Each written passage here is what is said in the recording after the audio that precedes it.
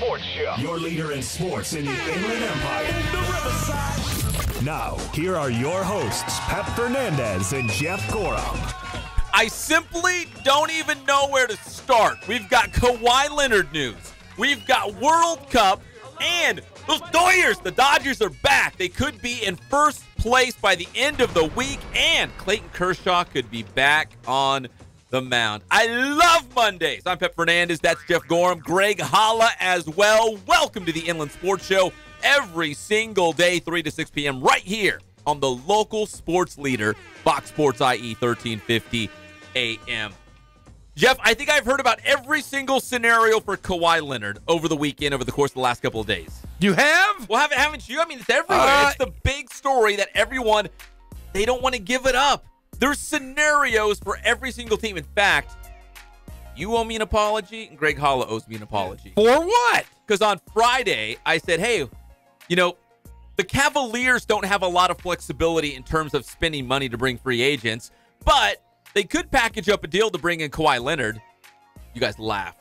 Who the heck is going to want anyone from the Cleveland Cavaliers? A first-round pick, and let's say Kevin Love or a George Hill or a Jordan Clarkson to San Antonio for Kawhi Leonard. Not worth the baggage. Not worth it. Can I say something bold? Yes. And don't laugh at me. I'm going to laugh at you. I think Kawhi Leonard has a better chance of playing for the Cavaliers than he does the Lakers.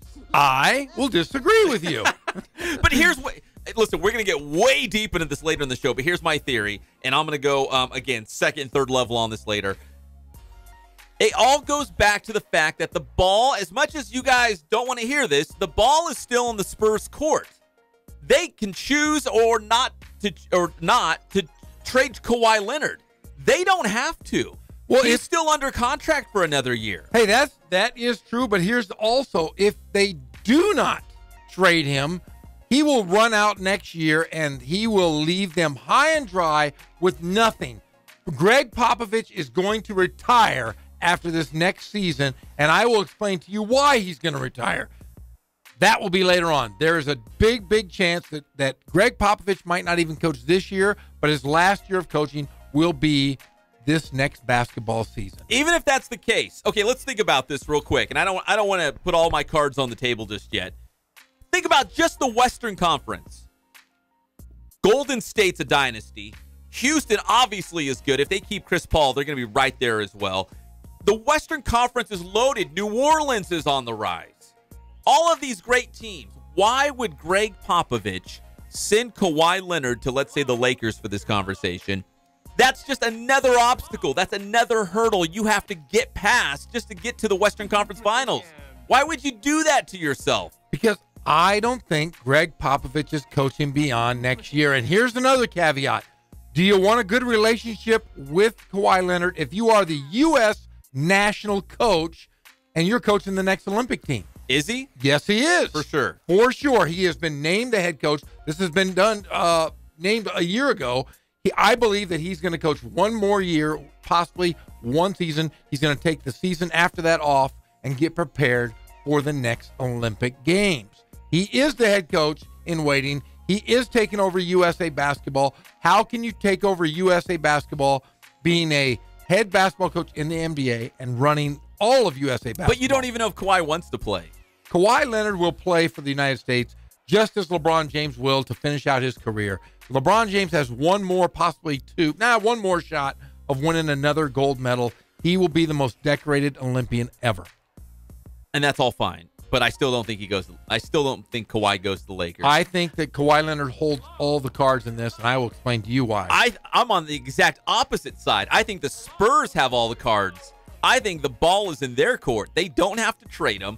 I get it. If they hold on to him this year, that they won't get any value. But remember, the NBA trade deadline for the upcoming season would be what, next February? Yes. They could ride this out and see if they can get anything out of Kawhi and still make a trade down the road. I got this funny feeling nothing's going to happen with Kawhi anytime soon. I will say this. If Kawhi Leonard comes out and says it himself, says, I want to be a Los Angeles Laker, that changes the entire scope of the situation. He can want it all day. But if he says it, that's the thing. We haven't heard him say a word. But if he says, I want to be a Los Angeles Laker, that means every other team that would want to trade for him, that goes with Boston, Cleveland, staying in San Antonio, it all is a moot point if he leaves at the end of next year. The reason being, if you trade him, you can't trade him an added contract to him. You're going to trade him knowing that you're going to rent him for a year. If you say he goes to the trading deadline, you're renting him for a half a season. Nobody's going to rent him if they know they're not going to get anything of value back. The Los Angeles Lakers and Kawhi Leonard hold the ball in their court. We will see by Thursday. We will know by Thursday where Kawhi Leonard will end up, because we will know by Thursday where LeBron James will end up. I am going to be like a salmon swimming upstream. I am going to go against the grain. I'm going to go completely opposite of you. I'm going to say Kawhi Leonard either does not leave San Antonio or he's going to end up with LeBron James in Cleveland. That Cleveland will make one last push. LeBron, we're close. We made it to the NBA Finals. We're going to make a trade and bring in Kawhi Leonard. Now we've got LeBron, Kawhi, and Kevin Love. That's a pretty good big three that I think could hang with a Boston, definitely a Philadelphia, and I think they could hang with Boston. One last push to keep LeBron happy, keep him in Cleveland, and now you've got you're making a trade, so you don't have your hands tied with that money flexibility, because again, the Cavaliers simply don't have a lot of money to use. They've got a lot of bad contracts. They are over the salary cap. They're overpaying for mediocre talent on this team. But you said one thing. They would have their own big three. Yes. There is no way in hell that you're not going to get Kawhi Leonard for Kevin Love. There's just no way. Well, let's think about this real quick, because again, I want to go second and third level on this later in the show. But real quick, if you look at Cleveland and Cleveland tells San Antonio, Kevin Love is untouchable, you can have anybody else. Maybe a Jordan Clarkson or Larry Nance Jr. We talk about the Laker guys. Maybe even like a George Hill. He's a veteran guy. He was actually pretty good with the Pacers before he went to Sacramento. He's a veteran guy, and doesn't Cleveland have like the number 8 overall pick? They do have the number 8 pick. That would have to go. Like that, they would have to give that to San Antonio. Okay, well, if you said you're going to package George Hill, and you probably would have to package Kevin Love, would you agree? Even if you didn't, okay, let's say we go George Hill and Jordan Clarkson. Between just the two of them, we're looking at $36 million between the two players. Okay. That's a lot of money. That is a huge, that's worse than the Luol Deng contract between two players that are actually playing. There is no way you're going to get. The Spurs would want to take that on? There don't. And I'll tell you what. So how about this? How about a first-round draft pick? Trying to think who would. Larry Nance Jr. is not a NBA star. He's not going to help a team. He is a role guy. I still keep going back to George Hill. George Hill and a first-round pick. Yep, George Hill's contract goes from $20 million to $24 million next year. Okay, what if they said a first-round pick and Kevin Love? Then you got to do that, right? No, I don't. I think the return is bad for San Antonio, because Kevin Love is always hurt. He's owed $26 million next year. Yeah, but he's still pretty good. He's good, but he's not. But how durable is he? I mean, he's been playing forever. It seems like he's been in the league for a long time. You have a young Kawhi Leonard still, who's had a year of rest. We don't know that year of rest. He's had a year of rest. We want to say there's an injury, but how severe is that injury? Really bad. Because we have one group saying that his injury was fine, he could play, and then we have his own people that says, oh no, he can't play. But, Jeff, I'm glad you brought that up, because we're going to talk about that later, because there's reports now that the Lakers and the Clippers, who are both interested in Kawhi because Kawhi's interested in them, he wants to come to L.A., both the Lakers and the Clippers are concerned about Kawhi's health. Will he even ever be the same player again? Like, it's gotten to that point. Well, we're going to talk about the same thing as far as Kyrie Irving. Kyrie Irving, his name is being thrown around everywhere. He's named and mentioned with Kawhi Leonard in that trade. If they're going to trade anybody, it's going to be Kyrie Irving out of Boston. Kyrie Irving they said he might have Andrew Bynum knees. Those, as bone on bone, how long can Kyrie Irving play? He's going to look a lot like Uncle Drew instead of the Kyrie Irving. What do you think San Antonio needs right now? A point guard? Like, what are they missing? They're missing a lot, because you know what just happened today is guys are not re-signing. Rudy Gay just said, I declined his contract. Yeah, they don't. You have Green next year. He's going to decline. Those are their two best players outside of Aldridge. What if they said, okay, this is Boston now. Kawhi Leonard for Kyrie Irving and who's one of those guards that can play like a Marcus Smart or a Rozier? It would have to be Terry Rozier. Would have to be because he's only making under $2 million a year, and he's really just getting going in his contract. He really had a breakout window in the playoffs. Like in the playoffs, he really stepped up. So there's a lot of possibilities out there. We're going to go second and third level on this Kawhi Leonard, where he will end up. Because I have a feeling Kawhi Leonard's going to kind of go hand in hand with LeBron James. Like they're going to, where Kawhi goes or what ends up happening with him will affect maybe LeBron James's decision whether to stay in Cleveland or leave to Los Angeles. I feel like it's going to be a domino effect pretty soon. And I don't know. I like the drama. I like the suspense. I hope something plays out between now and the draft or draft night. But I got a feeling we're getting set up for a big. It's going to fizz out. Well, I think we're going to hear a lot before Thursday evening. We're going to hear a lot the day of. The Boston Celtics would have to get rid of Al Horford just to make the money work. Al Horford's to the Spurs. To the Spurs. If but you the were Spurs trade, already have LaMarcus Aldridge. It's yeah, like but same guy, isn't it? No, it's one forward for another forward. Both those guys are forwards. Kawhi Leonard's essentially a forward that can guard one step above him. He can guard a shooting guard, but his focus is on guarding guys like LeBron James. They're guys like Draymond Green. He guards those guys. Klay Thompson. He can guard a smaller guard or he guards a power forward. But you have to get rid of that salary of $29 million Al Horford's scheduled to make next year. $29 million. That's your biggest piece in that entire Boston Celtics salary is that Al Horford deal. Oh, man, this is going to be fun. We're going to talk a lot more about the NBA draft coming up on Thursday. Kawhi Leonard, LeBron James. It's all brought to you by Spoiled. Quick quality oil change. You can spoil yourself and your car every 3,000 or 5,000 miles. Get in there for an oil change. You know you got to do it. You're probably overdue. In fact, right now, look up in the windshield. In that top, usually left-hand corner, you're overdue. So get in there to Spoiled. Off of Alessandro Boulevard, Spoiled. Quick quality oil change. We're also talking World Cup today. A couple early results. I love getting up early, and I watch all the matches on Telemundo. I watch it in Spanish because those announcers really get into it. Nothing against our American folks. But those Mexican announcers, man, they get into it. So I watch on Telemundo. We had Belgium blanking Panama 3-0. Sweden over Korea 1-0.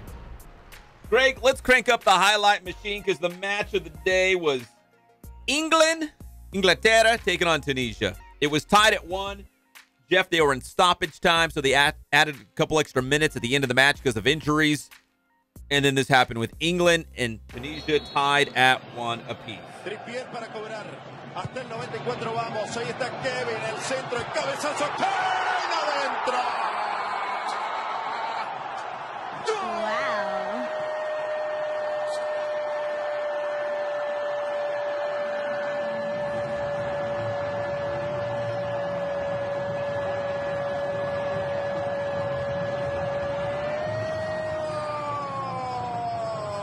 I think that goal guy does every single match at the World Cup. He does he yells goal every single time. Well, they you know what they've done? Andres Cantor, I think his name is. Yes. In fact, I think they might have cloned him since the last World Cup. And there's several of them. You never see him in the same place because it would screw up the space-time continuum. But he seems to be on every single call. Yes. So soccer is such a cruel sport. I watched a lot of this England-Tunisia match, and England was head and shoulders so much better than Tunisia. But yet at the end of the match, they found themselves in a 1-1 draw, and that's when England got the winner in the stoppage time. But it's just so cruel. Like, a team can be so much better than the other team, yet they almost had a tie. It should have been like 4 or 5-0. Like, they were dominant. Well, soccer's a real. I'm starting to watch it a little bit. I watched a little bit this morning with baby Luke as we sat on the couch today and watched a little this morning because he gets up at like 5 o'clock in the morning. So whatever's on TV, anything with the ball, rough. he'll watch. He'll watch. He'll be like, "Hey, Dad, ball, I'm watching it." So like LeVar Ball? No, never like a LeVar ball, okay. never. No, but watching soccer though, there's guys that, like, who's the guy that last week scored all those goals, the hat trick and upset? Ronaldo, Portugal. One guy can make a difference against a team that was heavily favored to win it. Yeah, Spain is a juggernaut, an international juggernaut in soccer. And then Mexico goes and upsets. It's a big against Germany. Germany was the world champ or the World Cup champs last time. Defending champ. So yeah, a lot can happen. It's fun. It lasts a month. I'm excited to watch this for the next month, as long as I'm not getting up at 5 o'clock in the morning. Speaking of Mexico, yes. We're going to talk about Mexico. We're going to talk about Landon Donovan, because Landon Donovan, the pride of Redlands, getting buried on social media. Do we call him the pride of Redlands anymore? Not anymore. No, we can't. I'm kind of distancing myself a little bit. I don't know him. I've distanced myself completely. Just because it looked like whatever this story is, and we'll talk about it, is a money grab. That's it. For the money. Yeah. And Landon Donovan, you're killing me. Very disappointing for America's greatest scorer ever. At the U.S. Open, as we talk a little golf, it was brutal out there. You could even say it was a little rough, pun intended here, as Brett Koepka, back-to-back U.S. Open champion, but Jeff, he was 1 over par. That was good enough to win it. Unbelievable. What a great story. I think that right there is like the story. I love it. Because I thought it everyone was wonderful. complaining that the course was too tough. The greens were in bad shape. The pin placement was making it too difficult. The rough is like a jungle. Everyone was complaining the course was too hard. It's no fun. I don't care if it's fun. Guess what? This guy's won it 2 years in a row. We're not talking about how wonderful this story is, that he goes back-to-back Father's Days, wins the U.S. Open. Everybody's complaining about Phil Mickelson always ruined the game. Hogwash. Guys. Hogwash. What is hogwash? Hogwash. It's phony baloney. Hogwash. Very phony. You are golfers. Go out if you do. So what? You don't get 5 under, 6 under on a round. Blah. Good golly, this is a U.S. Open. They got to test you sometime. They can't just say, "Oh, we're gonna go out. We're gonna have the perfect greens. It's watered perfect. If it's windy, our rough won't be as high." Come on, man. Come on. It's a level playing field. So it's not like one guy comes through and it's like, oh, man, the course is great. And the next guy comes through and it's like, oh, this is really bad. No, everyone's playing on the same course. It's all bad. And who's the wrestler who called everybody candy ass? That's The Rock. The Rock is the Brahma Bull. The Brahma Bull should have gone out there and stood on the number 1 tee and said, if you guys complain, your candy asses can go sit in the clubhouse. Because that's exactly as I watched it. I saw guys breaking clubs, throwing clubs. Guys, it's what do you want? We're just going to play every single event is going to be easy and catered to you guys. No, you've got to work for it, buddy. This is a major. This isn't a minor. We're not going to play one tournament in Sawgrass, or let's just say Peoria, Illinois. We're not going to have a PGA tournament that nobody cares about and everybody's going to score over par. We want to see it on the biggest stage. We want to see the best players under the most adversity play and tough it out. Simple as that, candy asses. We'll talk more U.S. Open later in the show, including how our locals did. And Ricky Fowler had an awful Saturday, but actually a phenomenal Sunday. He was fantastic on the final day of the tournament. A couple other quick baseball notes here as we wrap up our inland sports headlines. The Dodgers are taking on the Cubs tonight in Chicago. Tyler Chatwood, the pride of Redlands East Valley, will be on the bump for the Cubs. And here's some good news. Clayton Kershaw made the trip with the Dodgers. He threw a simulated game today. And according to Kershaw, he could be back by the end of the week. So fingers crossed. The Angels are taking on the Diamondbacks. I don't want to talk about them. But listen, the Angels could do the Dodgers a favor because the Diamondbacks are a game and a half up on the Dodgers in the National League West. If the Angels can beat Arizona a couple times, they'll open the door for the Dodgers to move into first place. Whatever. All I'll say is this. The Angels have the worst pitching in Major League Baseball. They are scoring runs. They're averaging over 6 runs a game, and you can't win? Come on, pitchers. I'm salty, and I'm an Angel fan, and I'm disappointed in my guys. Panic button? Panic button is panicked. Bring in some arms and bring him in now. And to add insult to injury for the Halos, Houston is red hot. They have won 11 in a row. The Astros will be taking on the Rays tonight. Garrett Cole pitching for the Astros, and for the Rays, another Redlands East Valley guy, Matt Andrews. So 2 Rev Wildcats on the mound tonight. Matt Andrews and Tyler Chatwood. So we'll see if Matt Andrews, the Redlands guy, can help out the Halos by beating the Astros. Does that all make sense? It's all intertwined. It's all coming together here. Is there a better division right now in baseball than the American League West? Not even Houston, close. Seattle is playing out of their minds too. They're only a game and a half out. Not even close. Game and a half out. Crazy. Hey, and congratulations to the Rancho Cucamonga Quakes. They live right here on Fox Sports IE 1350 AM. The Quakes are your first half South Division champions in the California League, so they have punched their ticket to the playoffs. So it doesn't matter what happens in the second half. They're already going to the postseason. They're on the All-Star break this week. The All-Star game's in Lancaster tomorrow night. What? The Quakes have a couple nights off. All-Star in Lancaster? Oh, yeah. Good golly. That's where all the All-Stars go, Lancaster. Man, Lancasterville. I was thinking about going. I'm not driving to Lancaster. Sorry. You were going to go? No. Yeah, well, I would have. Now I'm not going to Lancaster. That's for sure. The Inland Sports Show is brought to you by Kin Sporting Goods. More than 40 years right here in the IE. Your dad went there, your mom went there, your grandpa went there. Everyone goes to Kin Sporting Goods for their sports gear and their Letterman's jackets. They can do large team sales as well, so you want to get matching shirts, polos, jackets. They can do it all. KinSportingGoods.com. That's Kin Sporting Goods in Norco off the 15 freeway right there on Hamner. When we come back here on the Inland Sports Show, man, all I want to do is talk Kawhi Leonard for 3 hours. So when we come back, we'll talk more Kawhi. How will this affect LeBron James and the Cleveland Cavaliers and the surprise team that LeBron met with before the NBA Finals? Collusion! Behind the scenes, LeBron met with a former team of his. We'll be back. It's the Inland Sports Show on Fox Sports IE 1350 AM.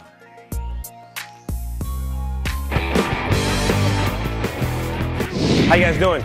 Coach Bass here with Boost Training. We're here at the BPC and it's summertime. We have another Boost Training tip for you. This tip goes out to all the football players who spent the entire offseason getting strong, putting on weight, getting bigger. Now it's time to make that sports specific and turn it into power. So these next few tips are going to show you exactly how to do that. Let's check it out. Okay, so our first tip of the day is what's called a depth jump. Celebrate your Los Angeles Dodgers with the refreshing and delicious wines of Stella Rosa. Stella Rosa can be purchased at your local retailer and at San Antonio Winery, located just 2 miles from Dodger Stadium. Taste the magic with Stella Rosa and visit StellaRosa.com for more information. All right, he's going to have his hands flexed, arms extended. He's going to hold that for a second and then step back down. Here we go, Cruz. Let's hit it. Cold Star Ice, living life cool. The Cold Star Ice Company in Chino, Fontana, Santa Ana, nice. Wants to hold that position for a second. Take a nice and easy step down. Depth jump, great drill to maximize power. There you have it. Now we just showed you guys the depth jump. Now, one of the things that you can do to progress that and really take it to the next level, you can either elevate the 18-inch box here, all right, or we can elevate the landing box, all right? And remember, the goal here is to minimize ground contact and have a great counter movement, meaning when we hit the ground, we want to bring our arms through, all right? So just one of the things that you can do to make this more difficult and to maximize all those power gains. So that's our Boost Training tip of the day. Thanks for checking us out again. And make sure you stay up to date with everything that's Boost. Check our schedules, check our videos at our website at www.boosttrainingsystems.com. Check out our Twitter at Boost_training and our Instagram at Boost Training. It's an air freshener for your Grind car. hard, stay solid. But wait, there's more. Its space age tech could save you from a DUI. Simply remove the protective backing from the DUI.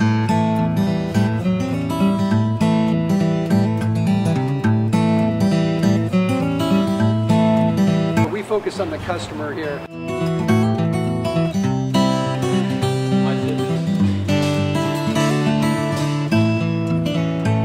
Believe it or not, that is the biggest thing for customers on an oil change. They just want the convenience of coming in, driving in, getting it done, and driving out.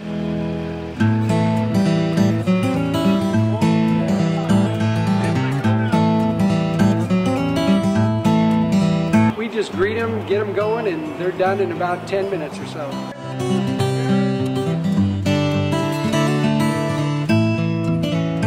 We don't push any sales on them. We do the oil change, and I think that's what sets us apart is our customer service. Vacuumed and cleaned your windshield for you as well. Everything's looking pretty good. Come into us one time, believe me, we'll spoil you and you'll be ready to come back the next time.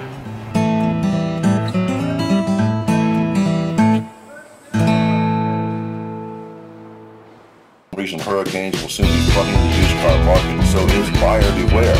Flooded vehicles are supposed to be dismantled with usable parts or crushed or scrapped, and a flood title issued to that damaged car. But some unscrupulous dealers will buy a flooded vehicle, clean it up, and get it retitled with no indication of a flooding. While uninsured cars will be cleaned up by the owner, sold online, I've got a great staff. I've got great people that do stuff for us outside the store, and we've been very, very fortunate. Make sure to check for flood damage and have a qualified mechanic inspect it before you write a check. Our service is impeccable, and we just keep trying to get better every year. Go to www.nicb.org. Check it out. We can do online stuff for your teams, as well as, like I said, the screen printing, the embroidery. We also have 3 women that do extra sewing for us, like tackle tool on uniforms, or the bling or rhinestones for different shirts for the ladies. I'm also known as son of education. That's why we have but what many of you may certain not racks know is just, that I'm also for a certain proud schools. Marine veteran And the fun about that is that it turns into other schools that may come in here that aren't as close, that we can do stuff for them as well. For our country, especially those now in We've had very, very good customers throughout the years. This is also why I'm proud to support the Paralyzed Veterans for America, who for more than 70 years have been advocating for firefighters and veterans from the greatest generation to the latest generation who served in Iraq and Afghanistan to make sure veterans with spinal cord injury We're a small family-owned, strive for quality pre-owned vehicles. We're not a volume dealer, and we take every deal as personal to us. Join me in helping our injured veterans. Thank you. Paralyzed Veterans of America, changing lives, building futures. To learn more, visit PVA.org. We're a low-stress environment. We're not a pressure sales house. If you want to shop us, you're more than welcome to shop us. We have, like I said, great rates, competitive financing, a lot of one-owner, clean Carfax, clean title vehicles. As you see, we have Carfax everywhere. That's most important to us, to educate our customers before they make a purchase. To live as normal life as possible. And we did. He needed an accessible house. We got that grant. We're right off of Ontario, right off a couple exits off the 15 freeway, off the Hell Co-op, El Cerrito, and we're right on the main drag going into Dos Logos and the Crossings. Veterans getting all the care and benefits they've earned, thanks to Paralyzed Veterans of America. We have great financing, we have great lenders that we're using, we do buy, sell, trade, cash for your car, whatever we need to do to help accommodate the customer, that's what we're here for. And their families. Paralyzed Veterans of America, changing lives, building futures. To learn more, visit We have a little bit of everything. We start at about $69.95 and go all the way up to $100,000. We have Escalades, we have commuters, we have pickup trucks, we have Jeeps, sport utilities, and if we don't have it, our specialty is finding you exactly what you're looking for.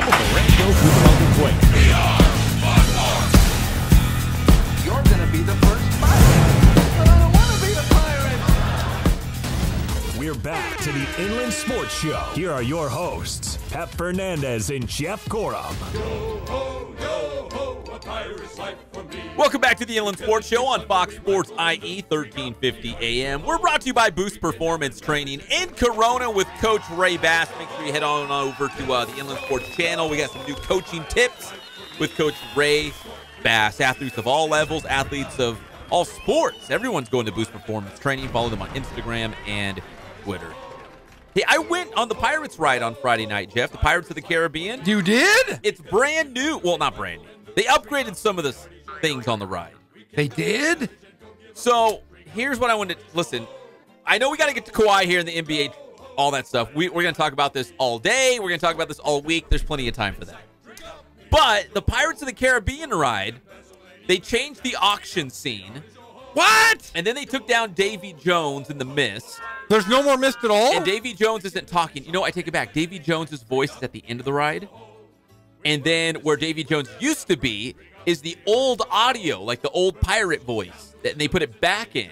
So it was there, they took it out, and now it's back in. So is there any mist or anything? No, Black Cave. Oh, come on. So here's what I wanted to tell you, though. And I didn't know this. I've been a Disney Pirates of the Caribbean fan for a long, long time. There's a new little scene, and if you blink, you'll miss it because it's not very big. It's a pirate like in this cage, and there's this orange octopus right below him. And when you look at the pirate, when you look at him in his face, right between the eyes, as you're passing by on your little boat, his face changes from like a normal pirate to like a skeleton. What? It's like a hologram looking thing. And I'm like, huh, that's new. That's definitely new. Yeah. And I thought, well, why would they do that? I discovered, like a pirate discovering a big trunk of booty somewhere out in the Caribbean. I have discovered lots of booty in my life. Lots and lots of booty. But here's what I discovered. And I never knew this about the ride. I know you're a Disney guy, too. Oh, yeah. Did you know the ride is broken up into 2 acts? So the first act is all the pirates dead. It's all bones. They're all dead. Yes. Their lives are over. The second act of the ride is what they did when they were alive. So it's backwards? It's backwards. And this new little scene with this guy in the cage where he's a dead and then he turns alive in the face is the transition from being dead to being alive. Oh. That's deep stuff. I had no idea. Did you Google this? I had to, because I'm like, what? People were talking about the significance of this one little scene with the guy in the cage and the octopus, and I'm like, it doesn't make any sense. Like, what's the big deal? Is it a big octopus? No, it's just like, it's a little scene. Like it's not like one of the big skits they have going on. Hey, I am intrigued. Very, very intrigued. I'm telling you. Hey, did you notice I went recently that the Dumbo ride is completely different? I don't do Dumbo. What do you mean you don't do Dumbo? I haven't been on Dumbo in years. Dumbo, they have it's different lines. They have you don't have to stand in the sun the whole time. They have bows on Dumbo now, and it does different things. So you still go in circles, still the same, but a little different. Check it out if you can. I know you got your kids are a little older, but those little people, if you have little ones like I do, you got to go on Dumbo every time. It's definitely different. I think that pretty much sums up my Disney experience and your Disney experience. We go to Pirates. You go straight to Dumbo. I go to those little. I go on Casey Jr. I go on the little boat, and then I go to the Jungle Cruise. I hit all of the Small World. I haven't been on a big boy ride in years. And if I do decide to go, my wife Smetty Smed takes our oldest one on rides, and I have to watch the little ones. That's sad. It is sad, but I don't fit on Space Mountain anymore. You don't? No, I got to really diet, man. I'm fat. That's all we do. Splash Mountain, Space Mountain, Thunder Mountain. If it's a mountain, we're on it. I can't fit on the mountains anymore because I am a mountain. Big ass mountain. All right, Mount Gorham. We're talking NBA. We're talking Kawhi Leonard, where he might end up. We've only got like 5 minutes left in the segment, but that's okay. We got a whole week long leading up to the NBA draft on Thursday. So the speculation is that Kawhi Leonard is, I guess, on a fast track to the Lakers, right? Is that what? Yes. That's the conventional wisdom. That's the popular opinion, that he wants to go to LA. The Lakers are the fit. They've got tons of flexibility in terms of bringing in free agents to create this super team. But something I read over the weekend, the Phoenix Suns have the #1 overall pick in the NBA draft, and they are ready to shop it around to bring in Kawhi Leonard to Phoenix. I mean, honestly, that's great. I mean, all of these scenarios are good scenarios, but for the simple fact is he has 1 year left on his deal. He can walk away after that 1 year. This is why I'm telling you that the ball is in his court. The Los Angeles Lakers are just sitting pat because they're going to have to package guys. And here's the deal. Nobody wants Lonzo Ball. Nobody wants him. And he needs to be the first guy to be shipped. There is still a chance. I still think they're going to move Lonzo Ball maybe on draft night. I think somebody will be a taker. He could end up in Minnesota for all we know. But I think that somebody is going to take Lonzo Ball. That will free up that thought process that LeBron James doesn't want to deal with the circus of the Ball family. Then you have all of the guys. Brandon Ingram, there is everybody on that Laker roster, and I can go down the list. I think they're all disposable. Brandon Ingram is gone. You have Luol Deng with that contract has to go. He's making $20 million next year. Brandon Ingram, Kyle Kuzma, Julius Randle, those guys are all going to be gone, and I guarantee that the Lakers will have a super team come the next season. But, okay, I get what you're saying when you say that Kawhi Leonard, if he's traded, he's got a year on this contract, and then wherever he goes, that team's going to have to re-sign him for big money. But that's the Suns' problem. If the Suns want him and they're willing to give up the number 1 overall pick, let Phoenix figure it out. Yeah, who cares? Hey, he could go to Spurs Phoenix. Will get a steal. He could go to Phoenix for a year, but I'm telling you, all Kawhi Leonard has to do between now and Thursday is say, we hear it from his voice, I want to be a Laker, or I want to be in Los Angeles. That even if it's not the Lakers and you just say Los Angeles, that changes everything because nobody wants a player of his caliber, possibly the second best player in the league. The league, best two-way player in the league by far. If healthy. Yeah, nobody wants him if he doesn't want to be there. Let me ask you this. So, before the NBA Finals tipped off, LeBron James was in Miami, and he sat down with Dwayne Wade and the Miami Heat owner. Who was the one guy during the NBA Finals when the whole NBA Finals turned into just a big train wreck? It was a dumpster fire. LeBron James mentioned one guy and one guy only by name and said if we had this one guy, it would be different. Dwayne Wade. Dwayne Wade.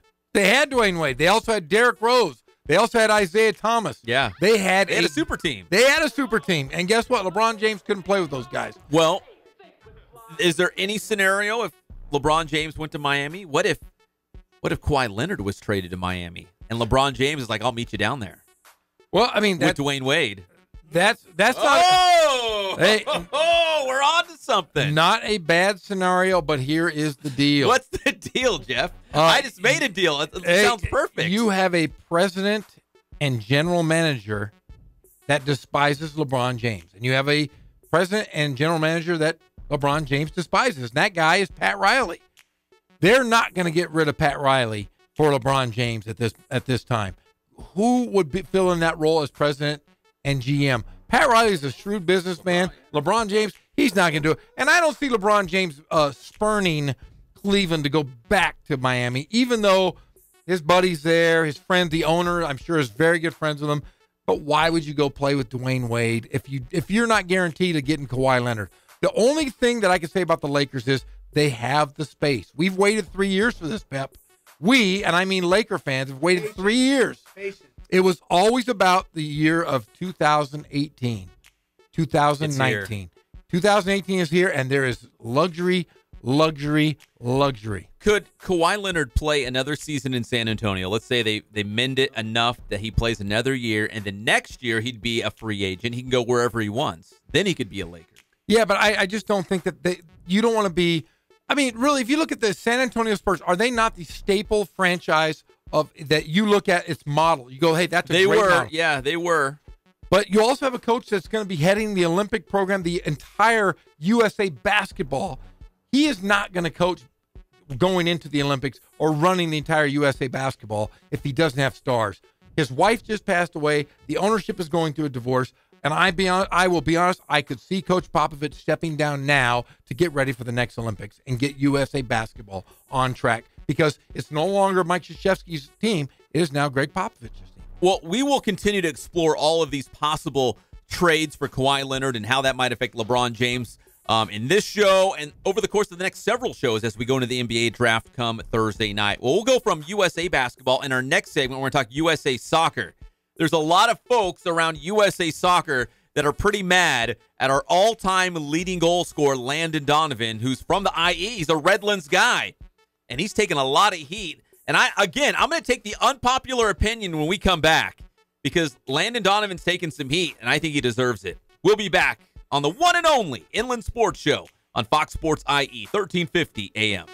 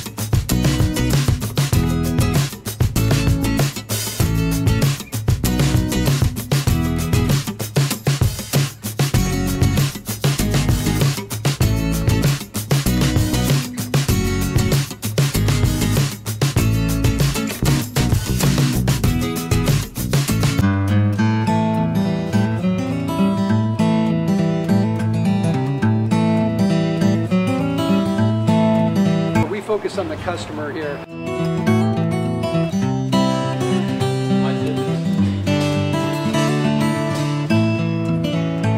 Believe it or not, that is the biggest thing for customers on an oil change. They just want the convenience of coming in, driving in, getting it done, and driving out.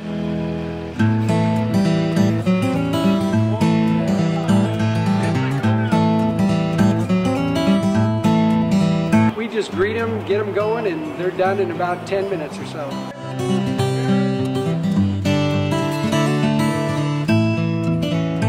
We don't push any sales on them. We do the oil change, and I think that's what sets us apart is our customer service.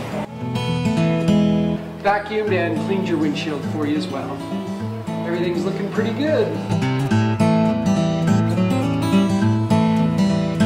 You come into us one time, believe me, we'll spoil you and you'll be ready to come back the next time.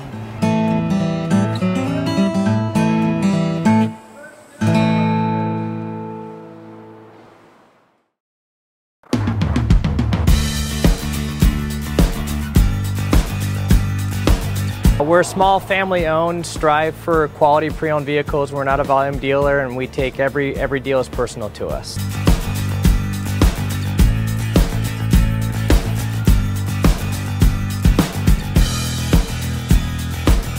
We're a low-stress environment. We're not a pressure sales house. If you want to shop us, you're more than welcome to shop us. We have, like I said, great rates, competitive financing, a lot of one-owner, clean Carfax, clean title vehicles.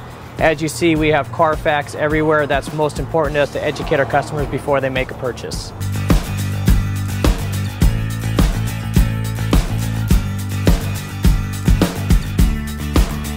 We're right off of Ontario, right off a couple exits off the 15 freeway, off Cohelco, off El Cerrito, and we're right on the main drag going into Dos Logos and the crossings.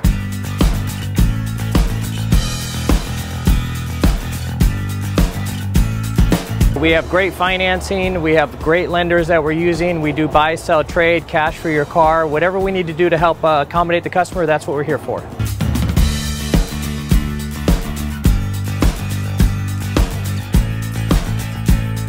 We have a little bit of everything. We start at about $69.95 and go all the way up to $100,000. We have Escalades, we have commuters, we have pickup trucks, we have Jeeps, sport utilities, and if we don't have it, our specialty is finding you exactly what you're looking for.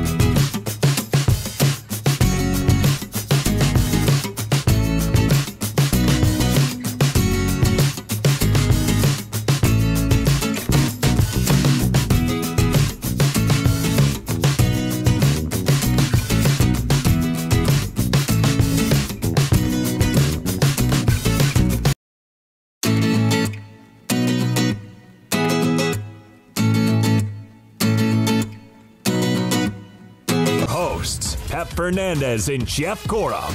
It's a beautiful day in this neighborhood, a beautiful day for It is a beautiful day. It's Monday, but we're going strong here on the Inland Sports Show on Fox Sports IE, 1350 AM. We're live and amplified every single weekday from 3 to 6 p.m., and we're brought to you by Catalano Motors in Corona off of Temescal Canyon Road.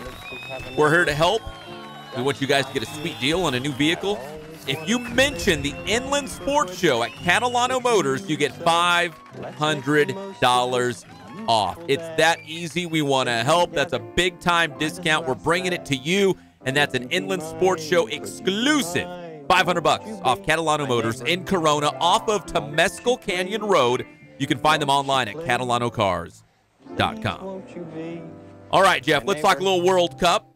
The United States is not in the World Cup, and it breaks my heart. There's certain teams that I absolutely love, and I go down with the ship, even when they're bad, like the United States men's soccer team is right now.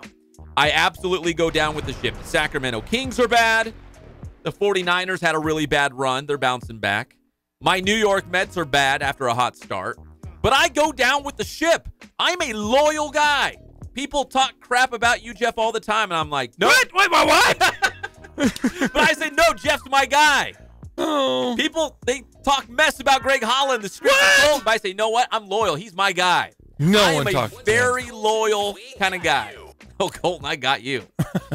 I'm a very loyal guy, down to the bone. Loyalty? Wow, that seems to be a big question right now with the World Cup. Here's the deal. So, Landon Donovan, the all-time leading goal scorer in U.S. men's soccer history. None better than Landon Donovan.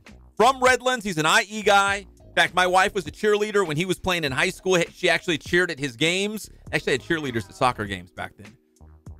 He's an IE guy. He's one of us. They were really good. He's a good guy. Sure. So, Landon Donovan went out on social media and said, hey, guys, I know the U.S. is not in the World Cup this year, but that's okay. Let's cheer on our other favorite team, Mexico. Who's with me? Whoa! Put on the brakes here, buddy. He wants everyone in the United States to cheer for Mexico. I know Greg Hollow's on board. In fact, he's got his Mexico green on today. And that's all fine and dandy. But Landon Donovan is getting torched on Twitter by his former teammates, former U.S. national team members saying, whoa, dude, you can't do that. We're red, white, and blue. This is the Stars and Stripes. You can't point our fans to our biggest rival. Yeah, that's like saying, oh, Brazil's not in the World Cup. But you know what, Brazil, we're going to cheer for Argentina. Isn't that the big rival? If I said, Greg Holla, I know you love the Dodgers. You were, besides Creed, the band, you love the Dodgers more than anything. If I said the Dodgers are not in the World Series, but hey, the San Francisco Giants are in the World Series, why don't you cheer for them? What would you say? It has actually happened, and I said, no way. You said, no way. You said, get out of my face, didn't you? No way. Get that nonsense out of my face. Mexico is the biggest rival of the United States for men's soccer. There's no way. Again, I am loyal. If you told me to root for the Lakers because the Kings weren't in the playoffs, I'd say absolutely not. If you told me to root for the Raiders because the 49ers are, I'd say absolutely not. If you told me to cheer for Mexico because the U.S. is not in the World Cup, I'd say absolutely not because I am loyal and that's my team. Yeah, that's ridiculous. I'm just going to go through a few here. That's like England cheering for Germany. That's like Man U and Liverpool. Those are like teams. These are big rivals. Lakers, Clippers. Lakers, Clippers. That would be like saying, you know what? The Lakers aren't in it, but we hope the Clippers sure do well. Like Dodgers, Giants. That's just great. You know what? Dodgers aren't in the playoffs, but the Giants are. All you Dodgers fans, let's cheer for the Giants. They're in the same state. We're both in California. Wow. Yeah, Landon Donovan, man, you're What's he doing? His street cred just went out the door. I mean, I've never been a fan because I've never met the guy, but now I am off the fence and I am kicking him back. I'm off. He's off the fence. I kicked him back over. It gets worse. It gets a lot worse. It gets worse. How can it get worse than that? So, first off, I am first-generation Mexican-American. If you guys don't know who I am or my background, I am first-generation Mexican-American. My dad was born in Guadalajara, Mexico, and moved here when he was a teenager and became an American citizen. I am first generation Mexican-American on my dad's side. On my mom's side, I am third generation Russian Jew. Yes, on my you mom's are. Side. When Russia beat Saudi Arabia, did I go nuts? No. No. When Mexico beat Germany, did I go nuts? No. No, it was a great match. I enjoyed that. But I didn't. I am loyal. I love the U.S. men's soccer team. I love my Kings. I love my 49ers. I love my Mets. Those are my teams. I don't have a backup. I don't have another team. It's like a side chick. I don't do any of those things. I am loyal. Did you say side chick? Yes. I don't do any of those things. No. I am loyal all the way. So even though Mexico's in it, and I want to see them do well. I have no problem with that. But am I cheering for them like, oh, man, Mexico all the way? No. You know why? Because I already got a team. The red, white, and blue, the stars and stripes. But they're not in it this But they're year. not in it. But I go down with the ship. Yes. I'm loyal. I'm going down with the ship. So when you watch the World Cup, what are you like watching? Like what Soccer. What are you looking Soccer. at? Yeah. Soccer. Like the goal by England. Ronaldo's free kick the other night. Unbelievable. Okay, so if Mexico and just say hypothetically England and Mexico play, who are you gonna go for? Are you just gonna just say it's like you tell me the Dodgers are playing the Angels. Who do you want to win? I'd be like, I don't know. I don't care. Because I just want to see a good game. But are you gonna root for a team, or are you just gonna see whoever wins? Voy a hablar en español entre del juego con mi gente y mi familia. Sí. All right. Fútbol es mi corazón. Exactly. Es mi amor. It's his heart. My heart. It's my love. You get very passionate when you say that. Listen, I love watching soccer. I get up early. I watch it on Telemundo so I can hear the guy go, go! I love it. You almost looked like Julio Iglesias Jr. when you were standing. You sounded like him talking. I've been mistaken. You were rolling your R's. You were rolling your R's. You were looking good.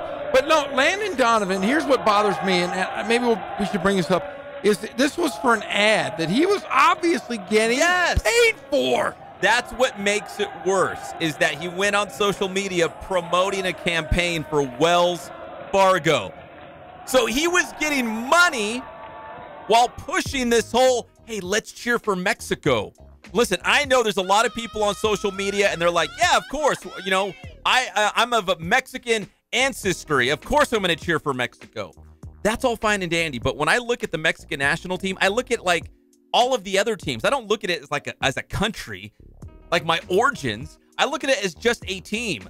Would I jump off the Kings for the Lakers? No. Would I jump off the Raiders for the 49ers to the Raiders? No. That's why I will not leave the U.S. national team. I am going down with the ship. For better or for worse, I am going down with the ship. Well, hopefully next World Cup they'll be there. Hopefully. Well, I'm hoping. I'm rooting for it. And then Landon got paid. That's what was that dollar amount to sell his soul? He was the all-time leading goal scorer. Okay, how about this? Who's the greatest Dodger you can think of? Greatest, my favorite Dodger? All time. Steve Garvey. Steve Garvey came out and said, guys, listen, I know the Dodgers didn't make the World Series. Hey, but the Giants are. Come on, guys. Let's all cheer on the Giants.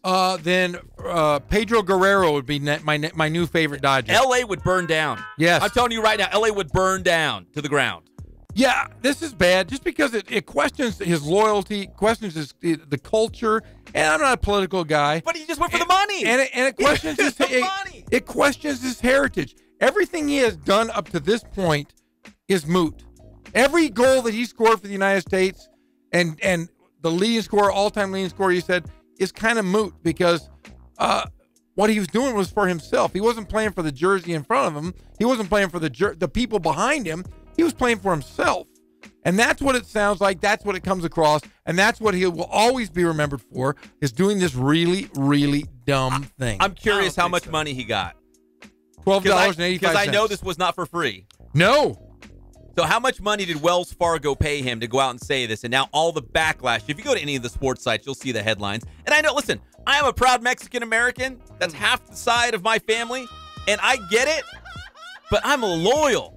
To me, it's just a team. And I go down with the ship. I know the U.S. men's soccer team is bad.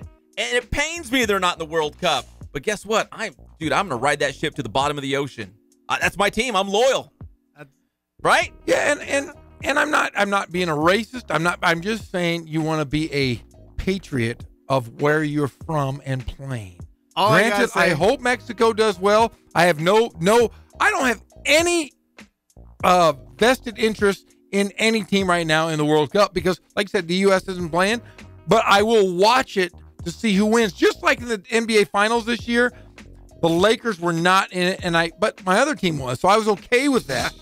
My Warriors were in it. But I'll be honest with you, honestly, if the Lakers aren't in the World Championship every year, I watch basketball for basketball. It's not the same. That's how I watch the World Cup. I'm just watching to see great matches. I know Pep might slap me in the back of my neck right now, but you know when USA and Mexico go against each other, I go for USA. I go for USA, but no, you don't. They're not in, so I got to say, go Mexico. Oh, Greg Holla. I used to ask my dad, the United States and Mexico got in a war, who'd you fight for? You used to ask him that? Yeah. Wow. Yeah, I used to ask him that. Well, I had a grandfather who was a soccer player that came over from Germany. Not a professional soccer player, but when he came over and became a citizen, we used to ask him the same question. Were you a German soccer fan or a U.S. soccer fan? And when I was a little boy, he said, well, the U.S. doesn't have soccer. But I won't vote for Germany because I'm here in the U.S. Listen, if you're cheering for Mexico, that's great. I just have a problem that Landon Donovan, our all-time leading scorer, switch sides and for money. We'll be back. It's the Inland Sports Show on Fox Sports IE, 1350 AM.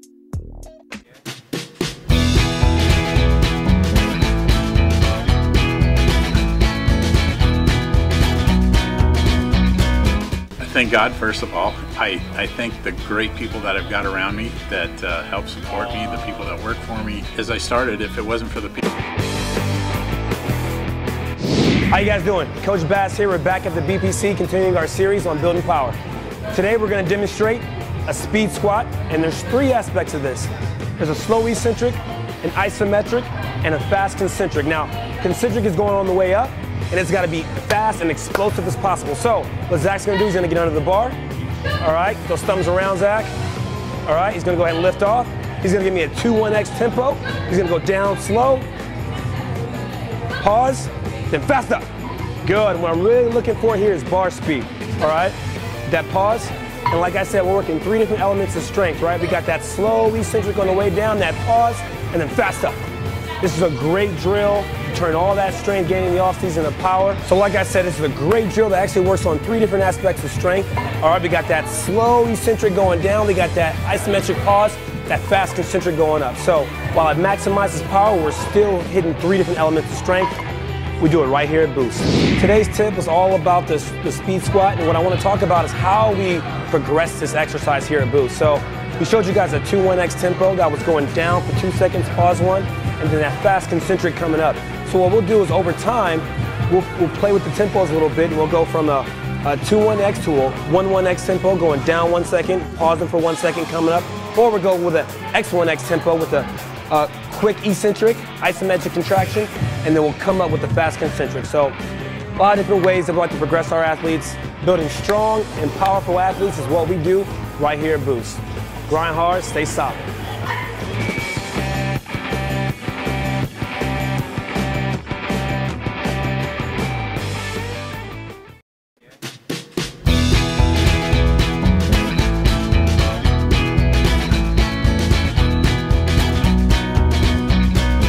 Thank God, first of all. I thank the great people that I've got around me that help support me, the people that work for me. As I started, if it wasn't for the people around me, we probably wouldn't be here right now, but I've got a great staff. I've got great people that do stuff for us outside the store, and we've been very, very fortunate.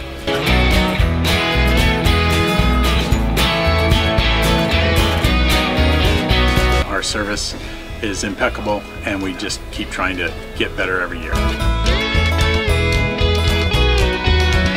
We can do online stuff for your teams, as well as, like I said, the screen printing, the embroidery. We also have 3 women that do extra sewing for us, like tackle tool on uniforms, or the bling or rhinestones for different shirts for the ladies.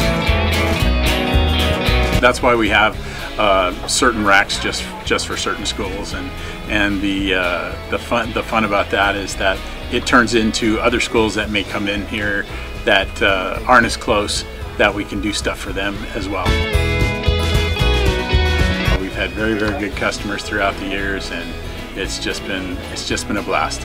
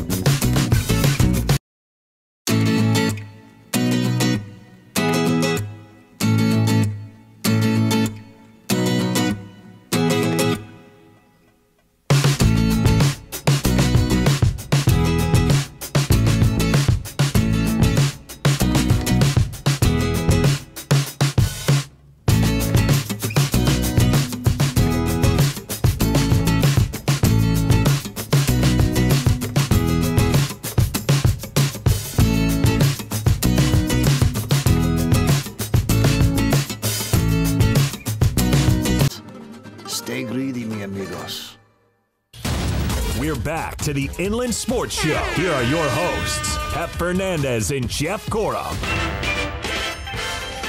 Hey, welcome back to the Inland Sports Show on Fox Sports IE, 1350 AM. 1 hour in the books, 2 more to go, and it's just going to get better and better as we go along on this Monday. Jeff Gorham, Greg Holla, I'm Pep Fernandez. We're brought to you by Spoiled.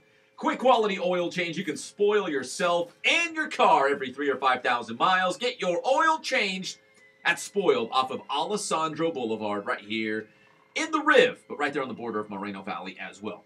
All right, Jeff, we were just talking about Landon Donovan because I want to transition to football. We got to talk UCLA football here. But real quick, I didn't see this. So we were just talking about Landon Donovan supporting Mexico through a campaign with Wells Fargo. So Landon Donovan's getting money. I guess he came out and apologized this morning through a tweet. Can you read that tweet by Landon Donovan? At 10:30 this morning, Landon Donovan said, "Oops." I reflected on the tweet I made over the weekend and realized it was impulsive and inappropriate. I made a mistake and have removed that tweet. Let's get back to the game. 3 soccer balls. All right. I have forgiven him a little bit. Not me. I'm salty. He's a Redlands guy. I don't care if he's from... He's one of our own. I don't care if he's my next-door neighbor. He's a jackass. Dummy. A big, big dummy. You know what? Here on the Inland Sports Show, we've linked up with like-minded sponsors. You know, people say, like, oh, you're probably just saying that because, you know, Spoiled supporting your show. No, Spoiled chose us, and we had to choose them, too.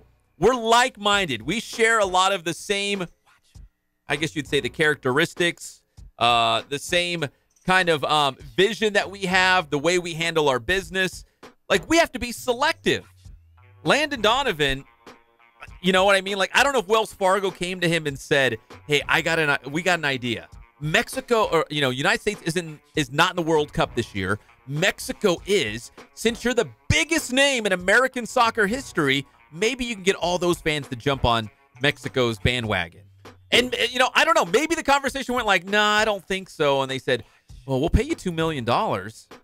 Oh, like, I don't know. I'm not saying I don't know how much money he made, but it was part of a Wells Fargo campaign. And it was just kind of a slap in the face. Again, it was a good comparison. Steve Garvey saying, hey, Mr. Dodger over here, we're not in the playoffs. But, hey, guess what, guys? The Giants are. Let's root those Giants on. Never going to happen. No, and the sad thing is Landon Donovan he's built up himself as the best soccer player in America. You would think that he would have people. I mean, he's probably a pretty wealthy guy. He's probably made a lot of money, a lot of dough, a lot of shekels. So you would think that he would have people that would go, hey, you know, probably not a good idea to wear anything other than red, white, and blue. Don't put your name out there to something that's, you know, I understand a bank is a lucrative opportunity and there's a lot of money in banking. But you've got to sometimes say no. I mean, people come up to us all the time. Hey, can we peddle this? Can we peddle that? No, I'm not going to peddle, you know, skorts. You know what skorts are? Yes. Yeah, I'm not going to peddle skorts. No, I'm not going to peddle those. No, we're not going to peddle, you know, shorts or a skirt or is it a short. We're not going to peddle things we don't appreciate or things that we wouldn't ourselves use. So, Landon Donovan, at least you apologize, but still, the damage is done. You better do something. Maybe go out and get the U.S. soccer back on track, buddy. Pay it forward. Pay it forward. Jeff, yes. And all his free socks. Yes, I paid it forward. See, I can see it through his lens a little bit. I get it.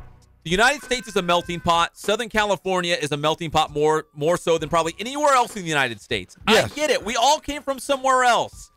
Again, Jeff, what are you? German, right? German. I'm a big German. That's all? I don't know. But did you cheer? I don't know. Oh, wait. So, wait, hold on. So you're telling me Greg Holla's team beat your team? Yes. He did. Mexico 1-0. Yeah, but I don't care because my team. Because I'm a second generation of American, and family came from Germany and France. My wife's first generation. Yeah, bratwurst and tortillas. That's a good mixture. My wife's first generation. Her mom's Canadian via Vienna. So I would always support the U.S. I get it. We all came from somewhere. But the U.S. soccer team is my team now, and I am loyal to the bone. I'm just going to end it at that. That's my team. I don't care that they're bad. That's still my team. I am going down with the ship. For better or for worse. I like a lot of bad teams. No. All my teams are bad. Yeah, you do. You like the Mets. You like the Kings. 49ers. The 49ers. All my teams are bad. And you know what? That's my problem. But I'm going down with the ship. I'm a loyal guy. Yes, you are. Let's talk a little UCLA football. The Bruins were at the University of Redlands on Saturday. We had head coach Chip Kelly. He was out there. All of his assistant coaches and the top high school football players in the Inland Empire there at the Ted Runner Stadium at the U of R, working out for the Bruins. Jeff, we saw Chip Kelly. First thing you did, I'm like, you know what? You can't just walk up to Chip Kelly during a practice. So what did Jeff do? I walked up to Chip Kelly and started talking to him. Well, why not? Well, here's my whole thought process. Nobody really scares me that much. Nobody. I mean, they don't. I mean, the worst he could say is get the hell out of my face, big man. but see, the thing is, I walked up to him. We have a common friend, his best friend actually in the entire world. So I walked up to him and said, "Hey," I gave my friend's name, and he turned and looked at me and goes, "He's been my best friend since I was 2 years old." So wait, are you telling me there's a chance that you and Chip Kelly could end up at the same barbecue or family get together at some point? I think we will probably end up somewhere before the summer is out. Oh, yeah. I think, and it's going to be, I think we're probably going to end up in Las Vegas, to be honest with you, because my brother and his friend are coming out. And wait, you're going to be hanging out with Chip Kelly in Las Vegas? But from when I was talking to Chip Kelly doesn't sound like he's a whole lot of fun in Las Vegas. He was like, I said, hey, our mutual friend and my brother, they like to gamble. I'm not a big gambler, and Chip said, there's no. So you guys are going to be hanging out. Yeah. He said, I don't want to gamble. Yeah. I want to just hang out by the pool. You know what? What's wrong with having a nice steak in a Celine Dion concert? Nothing wrong with that. Nothing wrong. Little Garth Brooks. I don't know. There's nothing wrong with that. But we exchanged pleasantries. He talked about our friend of ours. He introduced me to one of my childhood heroes, who was his defensive coordinator for the Eagles and Oregon. Is now, I don't know what capacity he is now, but Don Pelham, who's been with him forever. I don't think he's his coordinator now. I'll have to look that up. But he was his coordinator with the Eagles, the Oregon Ducks. He was a great CIF basketball player of the year out of Banning High School, played for the great Ray Curtis. And I remember watching him as a kid. It was like the greatest thing in the world. Got to see one of my childhood heroes. Introduced me to him. Made it a little friend. I went up to Coach Pelham after the camp, and I talked to him for a little bit. He's going to do our show. We're going to work it out because there's certain compliance things that they have to go through to do the show. But he's going to do the show. And he said, he's like, man, because he had a chance to talk to the kids after the camp. He had this, inspiring message. So close. Keep your grades up, work hard, all those sorts of things. But he was such a good guy. And he's like, dude, I played at Banning High School. He's like, anybody could do it. He made it to the big time. He made it to the NFL. He's big time college coach. Anyone can do it. He went to Banning High School here in the IE. Anybody could do it. He was very refreshing. Like sometimes you picture a coach and you're like, man, they made it to the big time. They're probably going to have an ego. He was the most down-to-earth, cordial guy that I've met in a long, long time. Oh, he was wonderful. I could have kept talking to him, but I think they really want to watch players. Yeah, that's why they're there, right? Yeah, but I will say Chip Kelly and Coach Pelham couldn't have been more accommodating and more friendly. I was kind of obtrusive, I guess would that be the word? It came in and just... Oh, I was like, Jeff, you can't just walk up to Chip Kelly and start talking to him. So I turned around, and what's Jeff doing? He's walking up to Chip Kelly and talking to him. We had a nice conversation. I made him laugh a couple times. He was a good guy. I talked to him at the end of practice. He's really, really excited about Nate Metters, the pride of San Gorgonio High School. He's coming back. Remember, he almost went to the NFL. He had a big decision. He waited till the final day, decided to go back to UCLA and play for Chip Kelly. He says he's really excited about Nate Metters out there, the former San Gorgonio High School star. I did ask about a couple players. You did? I did, but I'm not going to discuss it on the air, but I discussed a couple players with him. UCLA guys? No, high school kids. Oh, high school kids. High school kids that are local. And I mentioned a couple of them, and he perked up on one of them. Very excited when I mentioned him. Well, if you do the math and just follow the trail back to the Inland Sports Show, you could probably figure out who we're talking about without talking about it. He was a big-time high school football star in the IE. He was giddy. Chip Kelly was giddy. We also talked to Coach Mike Maynard, the head football coach for the Bulldogs. We talked about not only the camps, but the amount of talent here in the Inland Empire and what the Bulldogs will look like this upcoming season. And, Jeff, I put all the videos on our YouTube channel, but I also threw it on Twitter, and it's kind of going viral. There's a lot of other football coaches from the Inland Empire and beyond that's picked up on this soundbite, this 2-minute interview with Mike Maynard, because really he talks about the fact that, yeah, there's a lot of measurables when you come to these camps. They want to see how fast you are, how far you can throw the football, can you catch the football. There's all these things that they're looking for, then all of these other things. Are you coachable? Do you say yes, sir? Do you go, 100% through the play? Or are you cutting corners? It's about attitude. It's about your character. All these other things that will determine if you get a scholarship offer or not. I know, you're probably thinking, oh, you're just making things up. No, it was happening. They were looking for those things out there. Sure, you can catch a football, but are you dogging it on all the other plays when the coaches aren't looking? Well, we saw on Friday evening when the University of Utah was there, they offered a guy a scholarship right on the spot. Right on the spot. And that's because watching guys the way they, like you just said, the way they are in practice, the way they handle themselves. You don't want a guy who's not coachable, who's not respectful.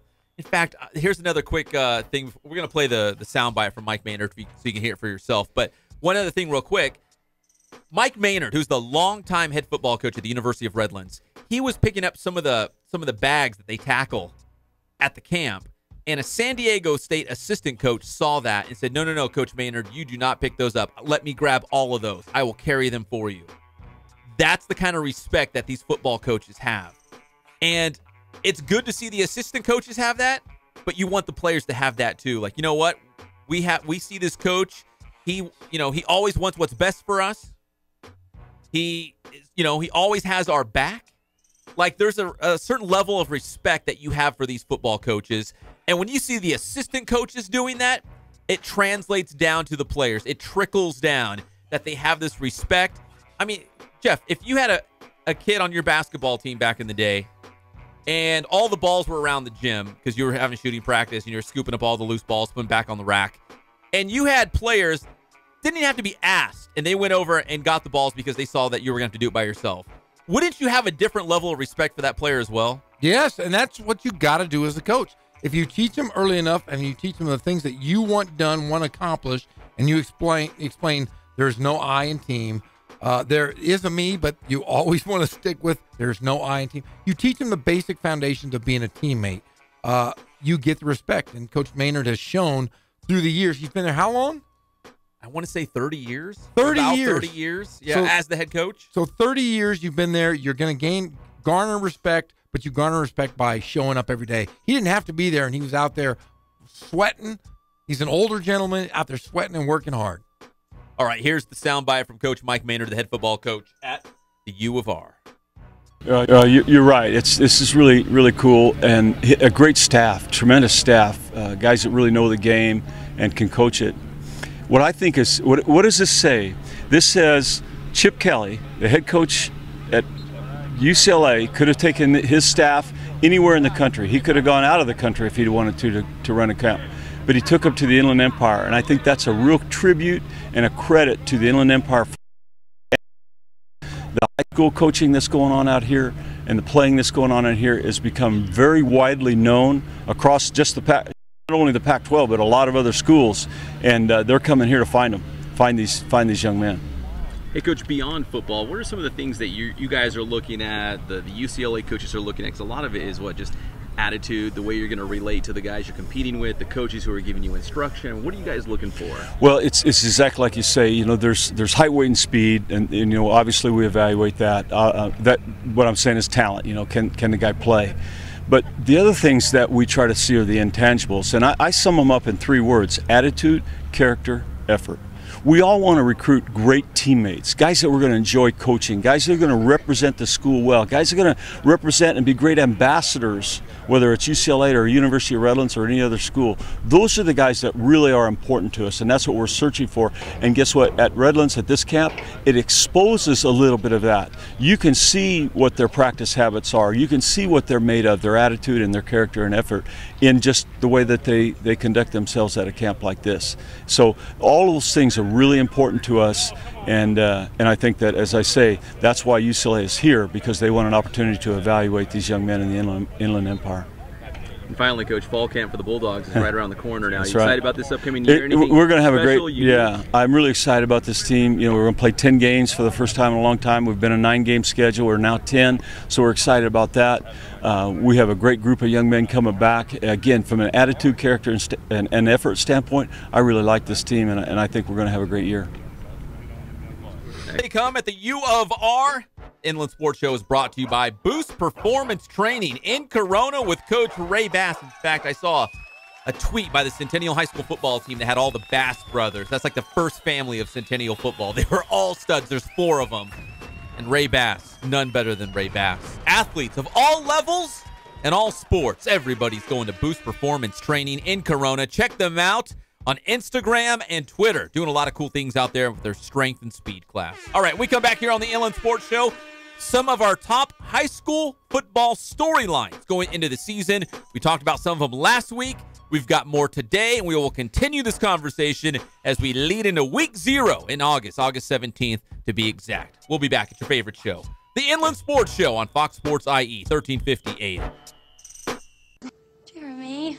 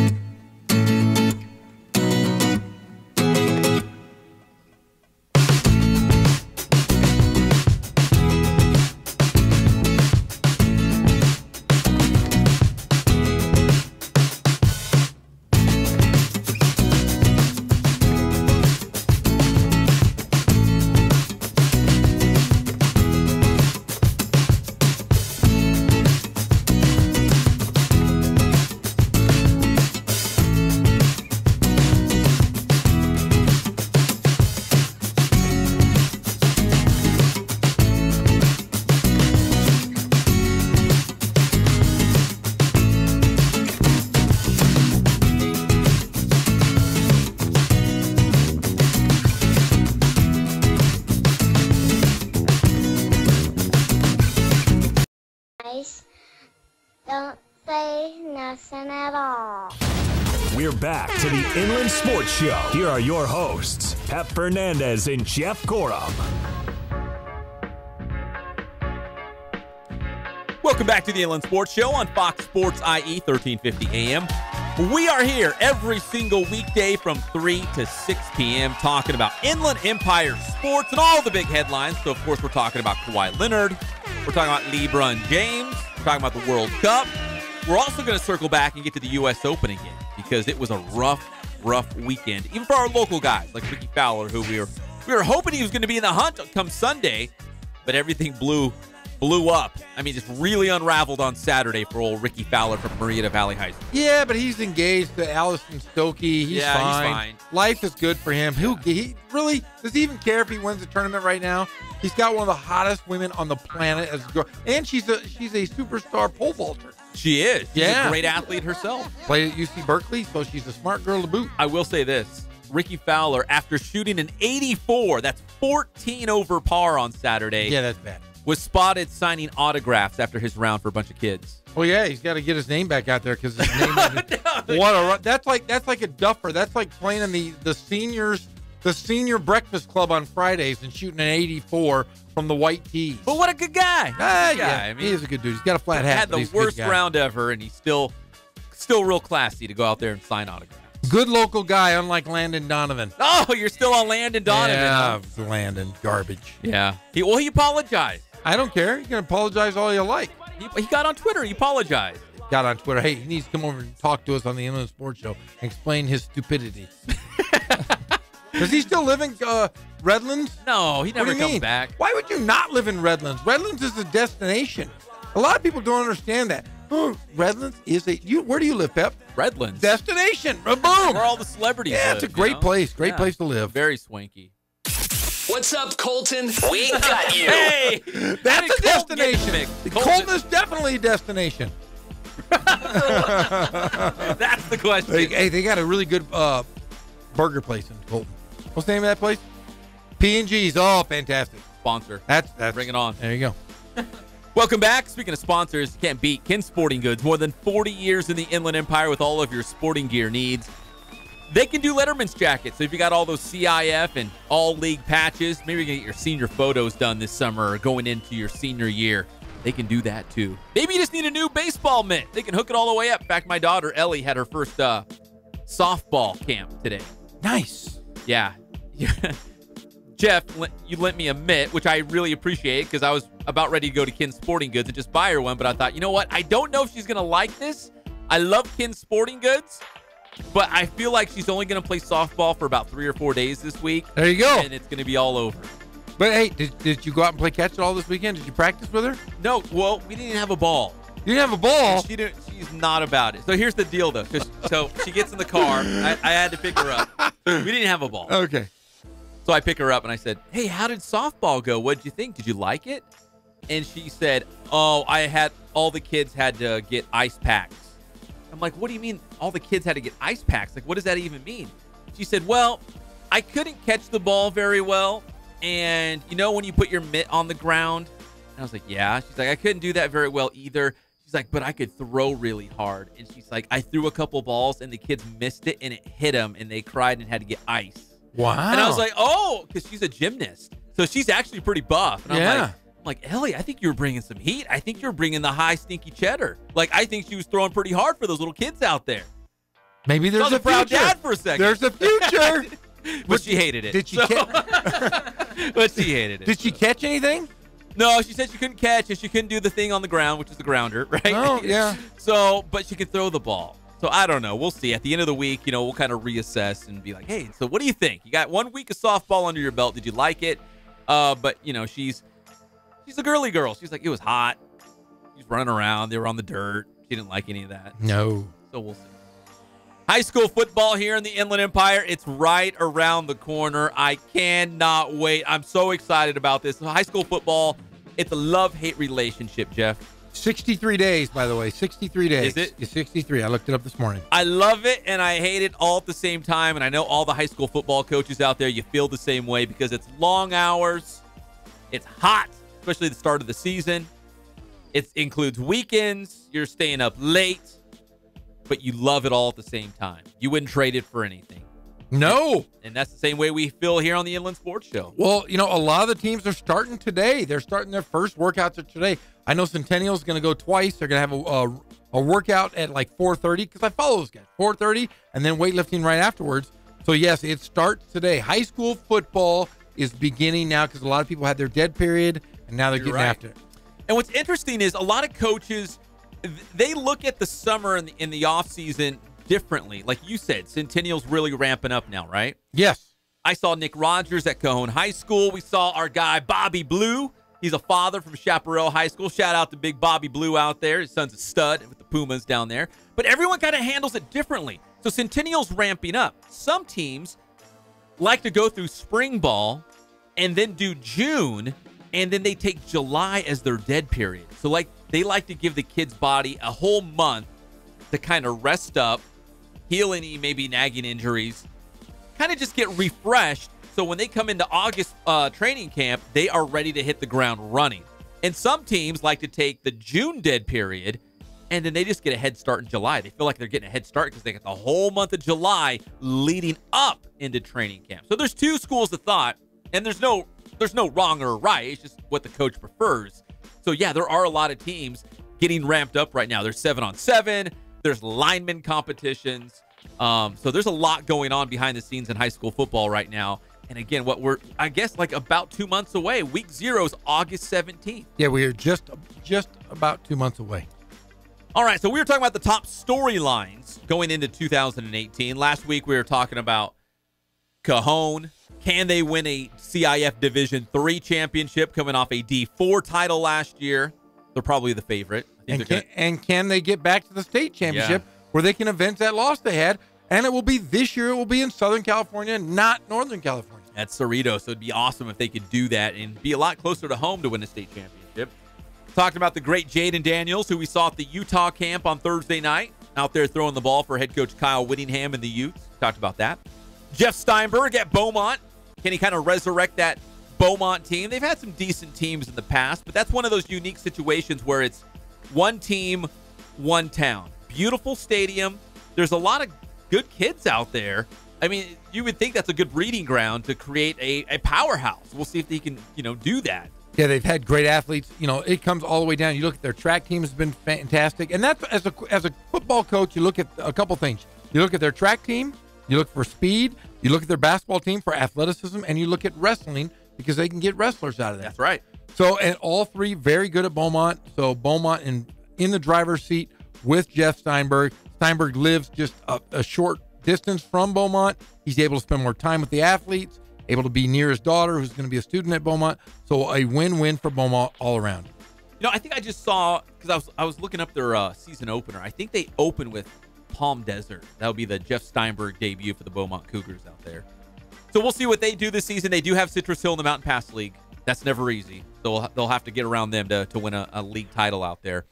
Those were some of the items that we talked about last week. Now, today, we're going to continue the conversation here for the next couple of minutes and into the next segment as well. How about Kurt Bruick at Citrus Valley and then Rich Lunsford at Red Lindsay's Valley, who replaced Bruick for the Wildcats? Now, the thing that strikes me with Citrus Valley, Jeff, is the fact that Citrus Valley, they have their own stadium. That's something Bruick never had at Red Lindsay's Valley. Now he's got a place to actually call home. Secondly, Citrus Valley, every time I'd go out there for a game or a practice, they always had great numbers. Like, they always had a bunch of kids coming out. And they had great size. Like, they looked the part. When you do the eyeball test on Citrus Valley, they got size. They got good-looking skill guys.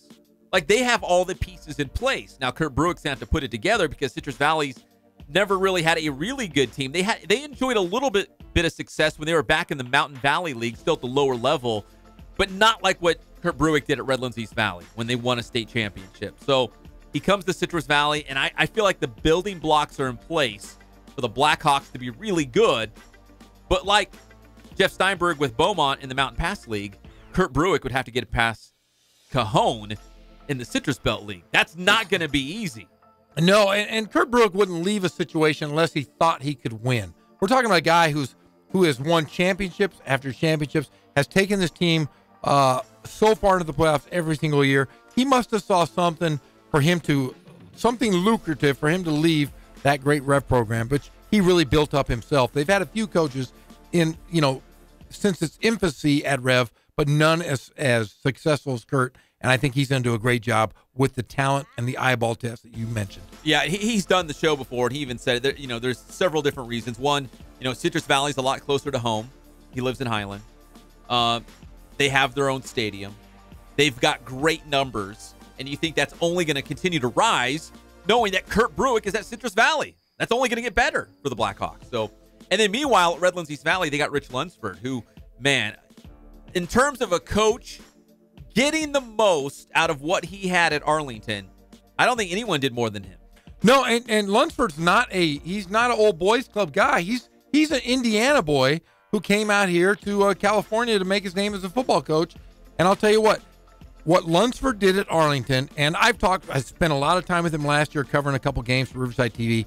Coach Lunsford is one of those coaches that if you ask him, what are you going to run offensively? He's not going to say, I'm going to run this, I'm going to run this. He's going to run whatever is best for the personnel he has. At Arlington, it was ground and pound. They had a great running back, Jamal McGlory, I think it was, who was a good running back, and they basically ran the double wing, somewhat what Norte Vista has done for years. I talked to Lunsford since taking the Rev job, and he said, I don't know what we're going to run. I'm going to have to see my personnel, but I'm going to run whatever's best for my guys. So we could see a changing Coach Lunsford. That's going to be a lot of fun when Citrus Valley plays Redlands East Valley, as Bruick will go up against the Wildcats for the very first time. And I got a feeling there's going to be some implications going into this game. If Cajon is certainly the favorite to win the Citrus Belt League again, but Rev against Citrus Valley, that might be for second place in the CBL. It's hard to say right now, but that could be a huge game as we get down the road in CBL play. Let's take a break. When we come back here on the Inland Sports Show on Fox Sports IE 1350 AM, we'll talk a little Aquinas Falcons football. Vista Marietta, can they return to their glory days? In Norco High School, the machine, they just keep doing it year after year after year. We'll be back. This is your favorite show, the Inland Sports Show on Fox Sports IE 1350 AM. Your mama showed up. How you guys doing?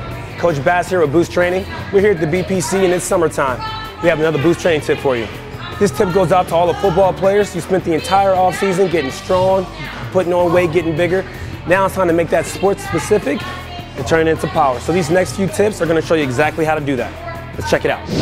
Okay, so our first tip of the day is what's called a depth jump. And this is a great drill to turn strength into power that you want to hit as you start getting closer to the season for an off-season football player. So what Cruz is going to do, he's going to take a quick step off the box.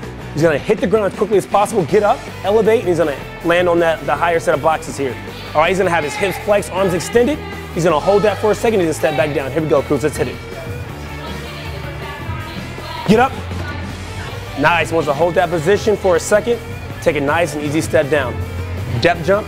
Great drill to maximize power. There you have it. Now we just showed you guys a depth jump. Now, one of the things that you can do to progress that and really take it to the next level, you can either elevate the 18-inch box here, all right, or we can elevate the landing box, all right? And remember, the goal here is to minimize ground contact and have a great counter movement, meaning when we hit the ground, we want to bring our arms through, all right? So just one of the things that you can do to make this more difficult and to maximize all those power gains. So that's our Boost Training tip of the day. Thanks for checking us out again. And make sure you stay up to date with everything that's Boost. Check our schedules, check our videos at our website at www.boosttrainingsystems.com. Check out our Twitter at Boost_training and our Instagram at Boost Training. Grind hard, stay solid.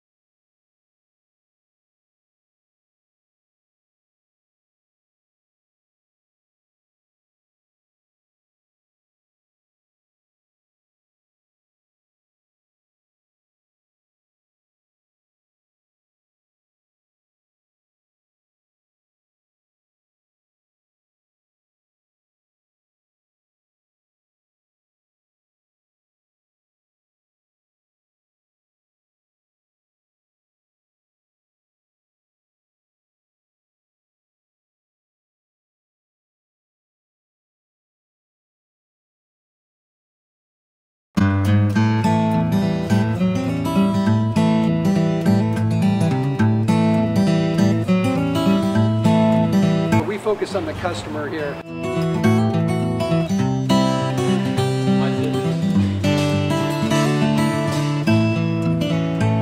Believe it or not, that is the biggest thing for customers on an oil change. They just want the convenience of coming in, driving in, getting it done, and driving out.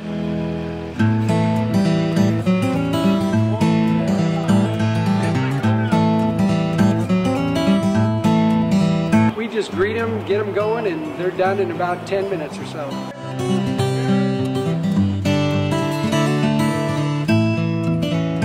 We don't push any sales on them. We do the oil change, and I think that's what sets us apart is our customer service. Vacuumed and cleaned your windshield for you as well. Everything's looking pretty good.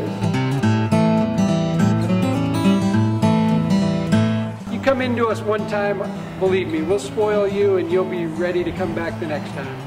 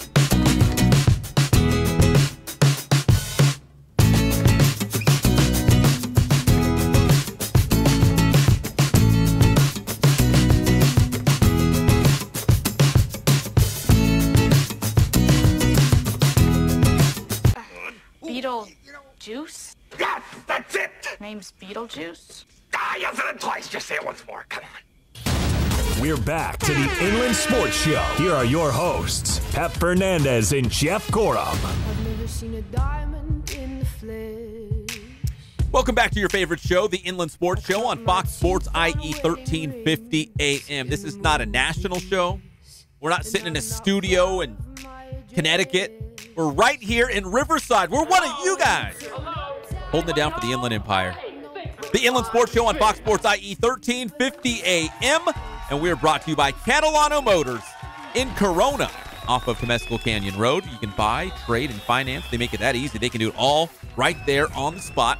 They've got weekly specials. And right now, when you say the Inland Sports Show, you get $500 off at Catalano Motors in Corona off of Temescal Canyon Road, CatalanoCars.com.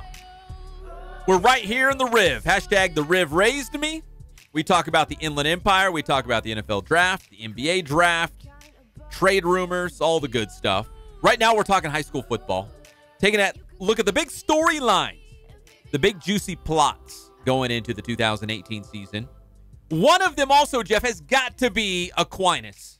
Man, it was a miracle season for the Falcons. Maybe their greatest ever. Not only did they win a CIF Southern Section Division 9 title, but they were undefeated through that stretch. 14-0, and St. Brandon Rankins, who will be a Utah Ute someday this fall, he is now the all-time leading rusher in San Bernardino County history. So the big question is, how in the world can you duplicate that? How do you bounce back and have another great season? And on top of everything, they jump from Division 9 to Division 5. Wow! That's a big jump, Pep. And they lost a lot of guys. They lost the big Germans. They lost St. Brandon Rankins. What do they have coming back, Pep? See, that's the deal. Like, that class they had, that senior class, you don't see a lot of those very often. It was kind of like lightning in a bottle. You had Joshka Gustav, Colorado Buffalo. Jasper Freeze, Cal Golden Bear. Yeah. St. Brandon Rankins, he's going to be Utah Ute. And then a bunch of other guys. But don't get me wrong, the cupboard is not bare at Aquinas High School. They've got some guys, and I think they're going to win league again, and I think they're going to be really good.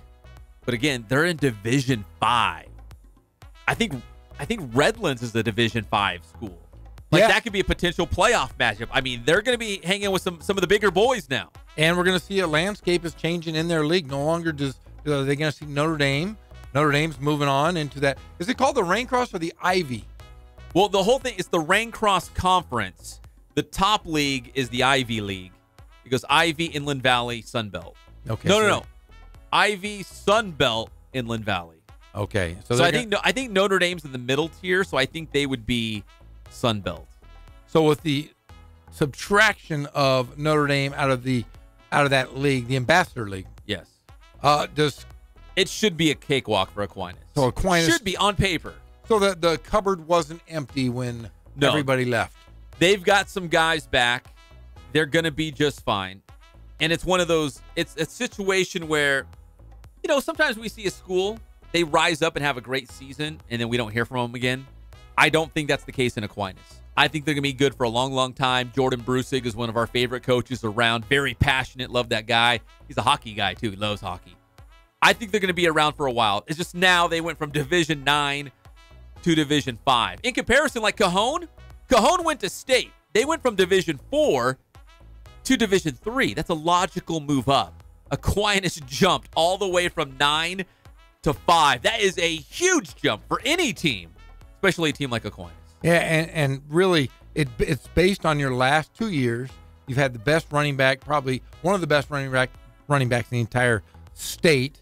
They're going to have to fill some holes, and those holes are very, very big. All right, let's move on to Vista Murrieta. Vista Murrieta had some real glory days. From 2009 to 2015, they played in 7 straight CIF Southern Section Championship games. In fact, they beat Centennial for a CIF title. That was the old Inland Division title. That is the best football dynasty Riverside County has ever had. Vista Murrieta was on an absolute roll, and they had that great rivalry. 4 years in a row, they played Centennial for the title. They won one of them. I'd love to see Centennial and Vista Murrieta kind of rekindle that rivalry at some point. It won't be this season, but maybe sometime soon. But Vista Murrieta, 4-7 last year, 3rd place in the Southwestern League. They've got a new head coach, Eric Peterson, a former assistant. He's going to step in. Can he bring the Broncos back to their glory days? There's a lot of talent down there in that part of the IE, in Temecula, Murrieta, Menifee, Elsinore down there in the Southwest County. A lot of talent. We've seen Marietta Mesa, who came out of nowhere last year, went to a semifinal. They did. They probably would have kept playing if they hadn't ran into Cajon in the semifinals. Cajon just blasted through everybody. But football's really good down there. And Vista Murrieta had some great, great teams. I mean, they were talking about state titles during that period of 7 straight CIF Southern Section Championship appearances. Yeah, can they get back? Coley Candale was a master of starting that program. Like I said, in 2003, he's now the athletic director and track coach. He brings in hundreds of guys in that track program, which feed to the football program. And Eric Peterson was a former disciple of Coley Candale, so maybe he can bring back some of that glory that has been missing the last couple of years. Well, when Candale stepped down a couple of years ago, Dave Olson stepped in there for 2 years, and he was also an assistant, one of the coordinators for Coley Candale. It didn't work out too well. And then comes Eric Peterson, another former coordinator. So I get what Vista Murrieta is doing. They're trying to keep it in the family, the way that Coley Candale used to do it, the way that got them to the CIF Southern Section Championship game for 7 straight years. I think they're trying to rekindle that, kind of light the match and get that flame going again, because it worked for Coley Candale. And if you bring in a guy who is a coordinator, hopefully this time it's going to work. It didn't work so well with Olson, but maybe Peterson can get that going again. Yeah, the hope is there, but there's also a lot of hope just down the road in Temecula Valley, where Bert Esposito is taking over a one-story program as well. And there's a lot of talk down in that area that he's going to bring a lot of class back to Temecula Valley. Linfield Christian, another small school, but always seems to take a couple athletes from these major programs. And they've got D1 offers. Some of these Linfield Christian kids are the real deal. They've got Division I scholarship offers. So I don't think it's so much Vista Murrieta was like that bad. I think it was a couple things. They had a brutal non-league schedule. Absolutely brutal. Remember, they started off like 0-3 or 0-4, whatever it was, because they were playing all of these superpowers from out of state. They just had a really, really tough schedule. That was one part. The second part is I just think there's so much talent in the area down there. They're probably going all different places. Murrieta Mesa's better. Murrieta Valley was fantastic. Heck, they still are going to be fantastic. They're still good. They have Hank Bachmeyer coming back, who threw for 1 million yards last year. He had Spiker was the all-time touchdown leader in the state of California as a receiver. So there are guys peppered all across that Murrieta Valley region that have kind of taken away from that Vista Murrieta hype that was so good for so long. Yeah, I just think maybe it's getting a little diluted down there as the kids are kind of being spread out across a lot of the different schools. So put that on top of that brutal non-league schedule that they had to endure last year. I think that's why they finished 4-7. I think Coach Olson was a good coach. I think they probably had some dudes. They just didn't have enough dudes. I mean, they were cranking out guys all the time. I mean, Nick Stevens, the quarterback, went on to Colorado State, the all-time leading passer in Colorado State history. He just signed with the Denver Broncos. Sua Craven's on the Denver Broncos. They were loaded. I mean, they've got a linebacker, Buzzy Bolton, who's at Oklahoma. Kyle Williams, who's the star receiver for Arizona State. They had guys all over the field at Vista Murrieta who went on to, big Division I programs. They still got guys. I just feel like they don't have as many guys because, again, Great Oak's good. Murrieta Valley's good. Murrieta Mesa's on the rise. Linfield Christian's got some guys down there. It's just been diluted. I think that's everywhere. That's not just the Temecula Murrieta area. I think it's happening Chaparral's everywhere. had great players. Chaparral's had some great players. I think it's tough to win, tough to stay on top down in that part of the country. It is. It's just tough. It is because there's another thing is there's so many houses that are being built out there. You could be in a high school like Vista Murrieta where there's a lot of open land. Within 2 years, you'll have 5,000 new homes right there, and that is a lot of new kids coming in. So schools do change quite a bit in that area because of the growth of homes around these schools. That's why I love the Southwestern League. It's so good. It's a high caliber of high school football. There's great players, and it's going to be a battle. We saw Vista Murrieta, run it for so many years, and then the rise of Murrieta Valley. And this year, I have no idea. I have no idea who's the favorite in that league. Chaparral's, got the new head coach. I know they're excited about the Pumas. Great Oak finished in second last year. Bert Esposito, Temecula Valley. Murrieta Mesa, CIF semifinalist. I have no idea. And if you come just north a bit, you have Paloma Valley, who's been, phenomenal. And Heritage, right? And Heritage, who is a constant power, possibly the best lines, offensive and defensive, of almost anybody in Southern California. Coach Broach does a great job. If it ain't Broach. As we continue our conversation throughout the next couple of days and weeks, we're going to look at some of the top quarterbacks, maybe a dark horse. I know Jeff loves a good dark horse. A team that no one's talking about that could have a good season. And also some of the best matchups that we can look forward to because Heritage against Rancho Verde, I'm already licking my chops about that one. That one's going to be fantastic. There's some great matchups that we're going to look forward to as we continue to look at and break down the 2008 high school football season 2018, which is right around the corner now.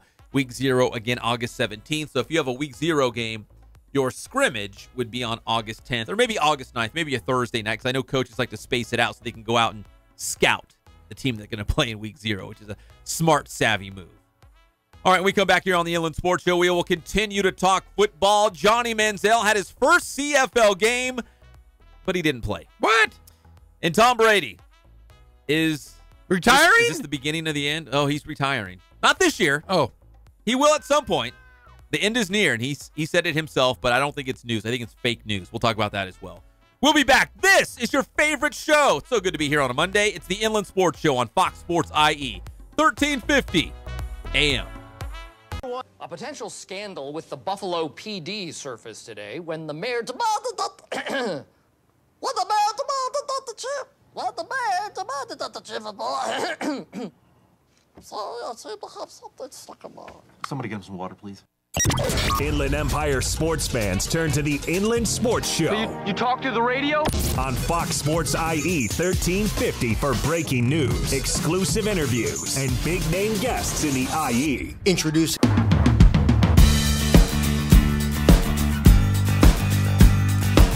We're small, family-owned, strive for quality pre-owned vehicles. We're not a volume dealer, and we take every deal as personal to us.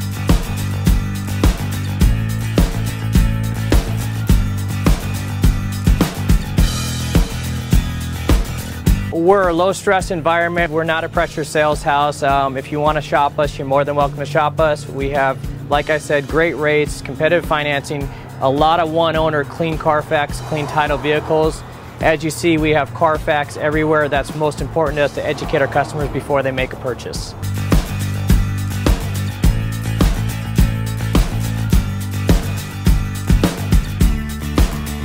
We're right off of Ontario, right off a couple exits off the 15 freeway, off Cahelco, off El Cerrito, and we're right on the main drag going into Dos Logos and the crossings.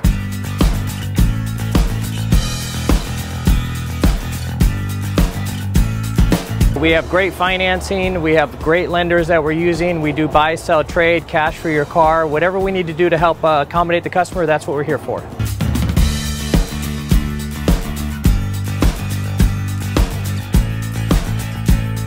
We have a little bit of everything. We start at about $69.95 and go all the way up to $100,000. We have Escalades, we have commuters, we have pickup trucks, we have Jeeps, sport utilities, and if we don't have it, our specialty is finding you exactly what you're looking for.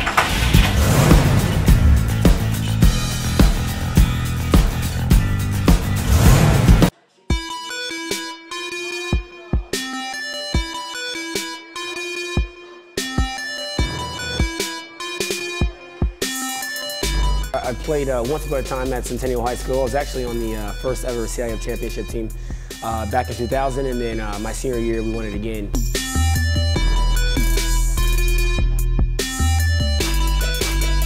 I'd say that's my passion because I've done it. You know, I know exactly where these athletes are at. I know what their mindset is right now. I know how hard it is to, number one, find a performance coach who can take you to the next level.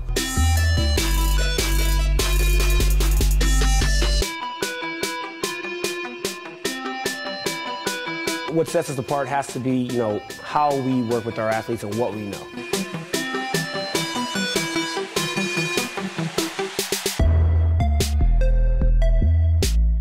We can take an athlete and you know, help them reach their athletic potential, you know, help them, you know, prevent injuries, help get them stronger.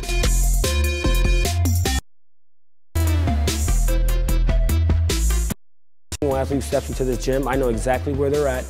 To progress them every week. If you're not getting results, then, you know, really what's it about? We're going to deliver something that's measurable, you know, in terms of speed, power, you know, strength, agility.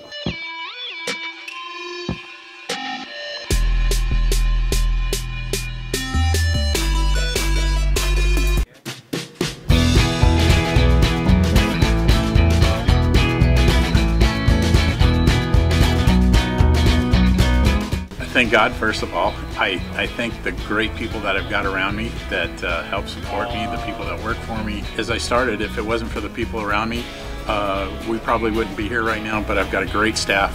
I've got great people that do stuff for us outside the store, and we've been very, very fortunate.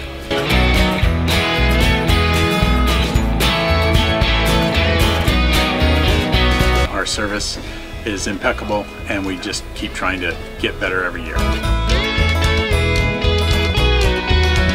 We can do online stuff for your teams, as well as, like I said, the screen printing, the embroidery. We also have 3 women that do extra sewing for us, like tackle tool on uniforms, or the bling or rhinestones for different shirts for the ladies.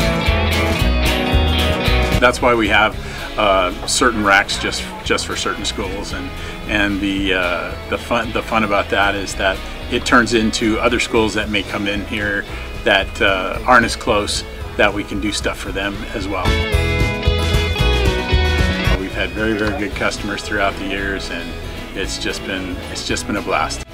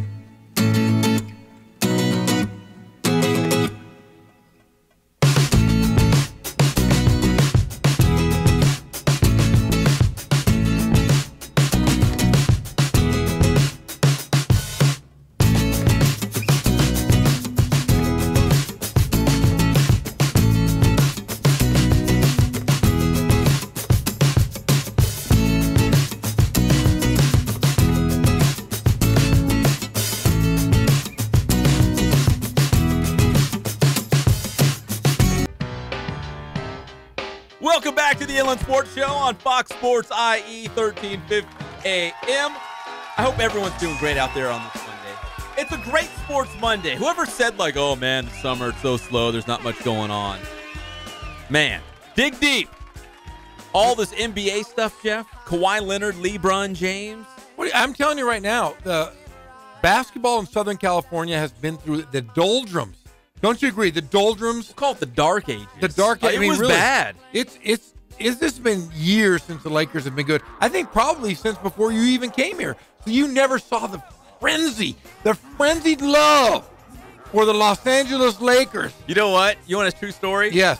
So when I was working at, I'll make this short and sweet. I was working at NBC, the NBC affiliate in Chico. And I had a good buddy of mine. He was from the LA area. And he worked, the station was a joint station. He worked for the CBS affiliate. I worked for the NBC, but we were in the same building. We hit it off. We were tight. I came with him back down to Southern California to see some of his friends. It was like a road trip. It was during the time when the Lakers were really good and everyone had their Laker flags. And he was a huge Laker fan. And it drove me nuts that all you guys had Laker flags on. Everything was Lakers. Everyone was talking about the Lakers. Everyone had Laker jerseys. It drove me nuts because up north, everything was Kings at the time. Kings were good at the time. But it drove me nuts. Really good. I'm telling you, there's nothing. Have you ever had one of your teams win a championship? Well, the 49ers.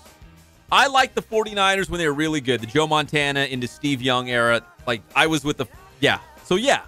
That's been a long time, Pep. It's been a long time. How old were you? You had to have been, what was that, like 90, early 90s? I was like 10, exactly. 12, like around that ballpark. Well, I'll tell you what. I've experienced the joy of being a Laker fan my entire damn life.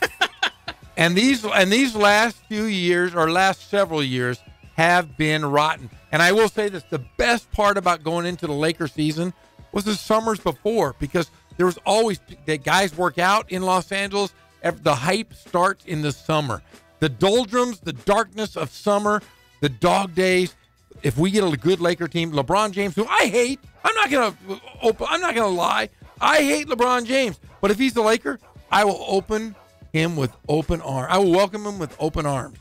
He will be my new favorite Laker as we transition into the LeBron James, Kawhi Leonard, Paul George era. Nonsense. JJ Redick's going to come. They're all going to come. It'll be just like the old days. Again, I'm a very loyal guy. I go down with the ship. I like a lot of bad teams, and I'm okay with that. The Kings, the 49ers, the U.S. men's national soccer team. I like a lot of bad teams right now, and that's okay. But, Jeff, I'll say this. As a Laker fan, what'd you guys win, 35 games? As a Laker fan, and I'm trying to come from a very unbiased place, if I was a Laker fan, I would feel very optimistic about the future. We've waited years for this. The summer of 2018. The young guys, the potentials with the free agents, the potential trades. I would be really excited about this year's team. As a Kings fan, I have no optimism. No. It's bad. It's not getting any better. There's no reason to be excited about the future for the Kings. And I'm just being honest. I like bad teams. I go down with the ship all the way to the ocean floor, all the way down to the bottom. Yes. And I stick with it, for better or for worse. So when they come back up, it's going to feel really good. But if I was a Lakers fan, when they come up, it's going to be soon. But if I was a Lakers fan, I'd feel really excited. Even if you're a Lakers fan and a diehard Lakers fan, guys, let's be honest here. You're offered those three big superstars. Do you give a rat's butt about any of those young pieces? You really don't. Win now. I mean, win now. You have pieces to sell. This is like, hey, I'm going to give you. We're making trade. This is like playing not Pokemon, but remember that game, Pogs? You remember Pogs? I know what but I never got into it. But I didn't. But this is, you're trading for some nice Pogs or some nice Jacks or marbles. We're trading marbles. I'm getting all Steelies for your little goofy cat's eyes. I'm going all in, baby. Does anyone know what he's talking about? Yes. Marbles. Does. Yeah, marbles, man. I'm trading straight Steelies for all of your cat's eyes. Yeah, I'm going. Also, the different types of marbles, like the design in it. Oh, and Steelies, those metal ones. I'm going to go metal. We're going to go all in with LeBron James. We're going to get rid of those young pieces. You were nice while you were here, but I'm tired of losing. Tired of watching Alonzo. Get out. Get out! The Inland Sports Show is brought to you by our good friends at Spoiled Quick Quality Oil Change. Spoil yourself. Hey, more importantly, spoil your car. You want to keep it going strong for miles and miles ahead. Spoiled Quick Quality Oil Change off of Alessandro Boulevard. You know you're overdue. Get in there. Treat it like a Laker with kid gloves and bring in LeBron James. They are. You know, Spoiled is like LeBron James. It is? The best in the NBA. They're the best in the oil change world. They are. That's right. They give away a mint. They give away a flower. LeBron doesn't even do that. Well, is LeBron going to give you a mint? He's going to bring me a championship, Pep. Is that even better? The championship is even better, my friend. A ring. I'm going to buy a ring when we win it. Let's talk a little football. Oh, because, again, listen, as much as I like LeBron and Kawhi and all that, we're going to be talking about this for days and days and days. Let's talk a little football. Let's mix it up. Let's call the audible. Let's get some NFL in there and CFL because Johnny Manziel had his first regular season CFL game for the Hamilton Tiger Cats. He didn't play. Jeremiah Masoli is the starting quarterback for Hamilton, former Oregon Duck. He was actually pretty good at Oregon. Remember, he put up some good numbers there. He had some good Ducks teams. Johnny Manziel did not play for the Hamilton Tiger Cats, and they lost. Masoli was 25 of 36 for 344 yards. He did have an interception. He didn't throw for a touchdown. So Hamilton plays again on Friday against my team, the Edmonton Eskimos. Oh, that's your team? It's always been my team. And they're probably really bad because all my teams are bad. Excuse me. So Manziel and Hamilton will play Edmonton on Friday. All eyes will be on that game because, Jeff, you know this. If you play on a losing team, the pressure will build for the coach to make a change. How many games will this go on with Hamilton losing before the coach says, okay, you know what? We've ridden this out long enough. We've got to give Johnny football a chance. We lose game after game after game. Now, if Hamilton bounces back and beats Edmonton on Friday, maybe that calms everyone for a little bit. But you got to think, just like when you bring like a Tim Tebow into camp or Johnny Manziel, you're going to be looking over your shoulder the entire time. And if the losses start to build, Johnny football is going to get his chance. I hope we get a sniff of it on Friday against Edmonton. But I don't know. I think they're going to give Masoli at least one more to see what he does. But they did lose their opener. And they do have, and a very well-established head coach. June Jones is the head coach. So he knows his quarterbacks.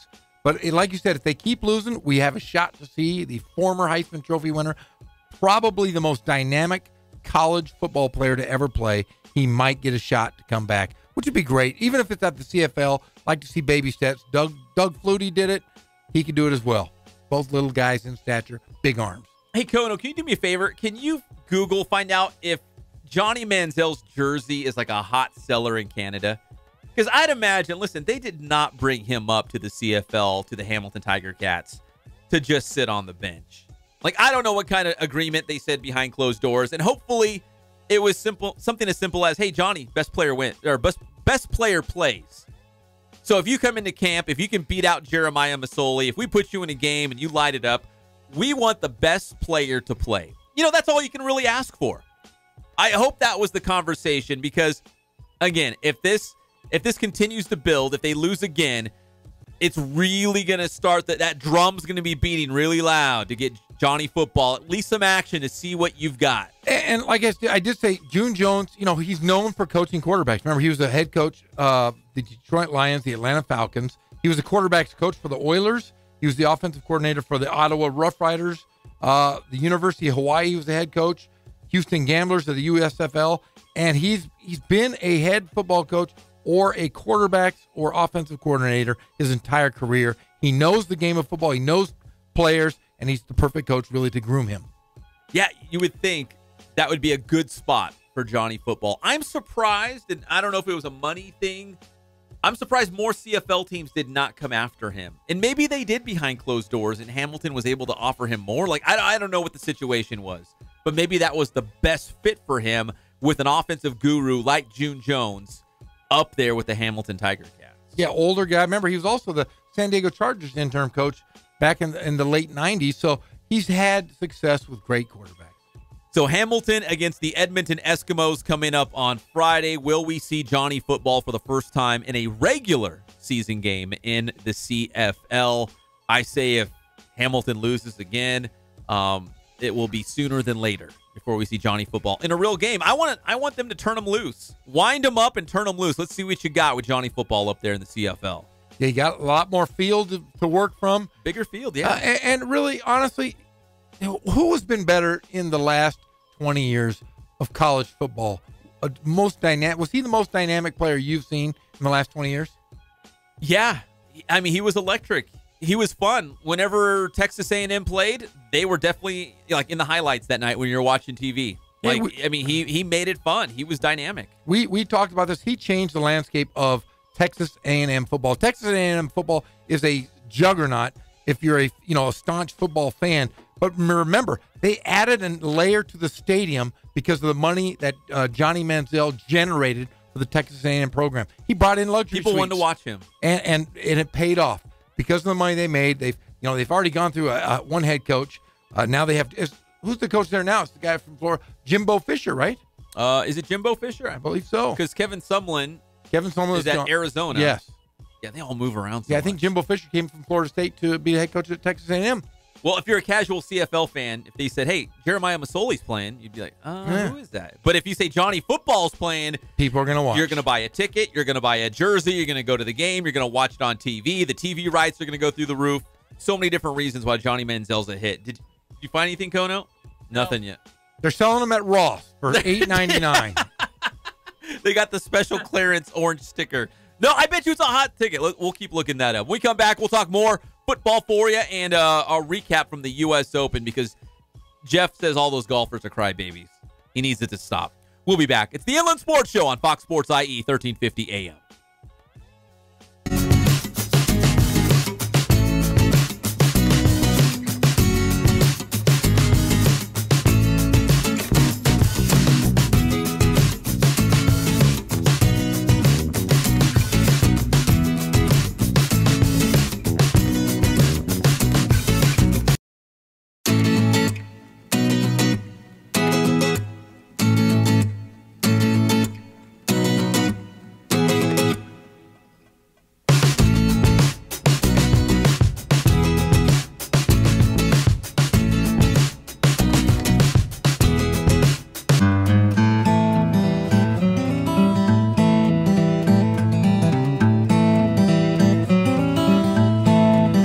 Focus on the customer here.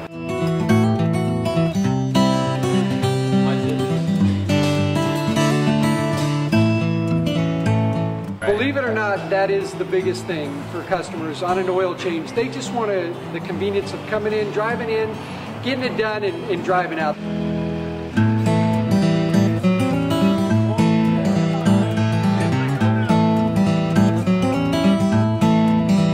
Just greet them, get them going, and they're done in about 10 minutes or so.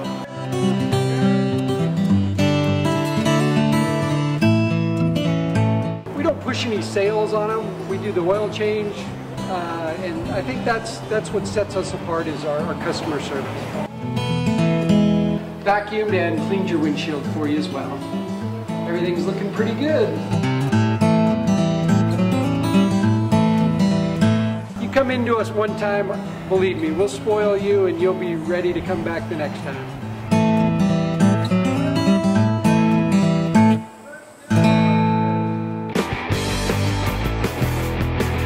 How you guys doing? Coach Bass here. We're back at the BPC continuing our series on building power.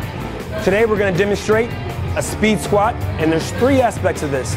There's a slow eccentric, an isometric, and a fast concentric. Now, concentric is going on the way up, and it's got to be fast and explosive as possible. So what Zach's going to do, he's going to get under the bar. All right, those thumbs around Zach. All right, he's going to go ahead and lift off. He's going to give me a 2-1-X tempo. He's going to go down slow, pause, then fast up. Good. What I'm really looking for here is bar speed. All right, that pause. And like I said, we're working three different elements of strength, right? We got that slow eccentric on the way down, that pause, and then fast up. This is a great drill. Turn all that strength gain in the offseason to power. So like I said, this is a great drill that actually works on three different aspects of strength. All right, we got that slow eccentric going down. We got that isometric pause, that fast concentric going up. So while it maximizes power, we're still hitting three different elements of strength. we do it right here at Boost. Today's tip is all about the speed squat, and what I want to talk about is how we progress this exercise here at Boost. So we showed you guys a 2-1-X tempo that was going down for 2 seconds, pause 1, and then that fast concentric coming up. So what we'll do is over time, we'll play with the tempos a little bit, and we'll go from a 2-1-X to a 1-1-X tempo, going down 1 second, pausing for 1 second, coming up.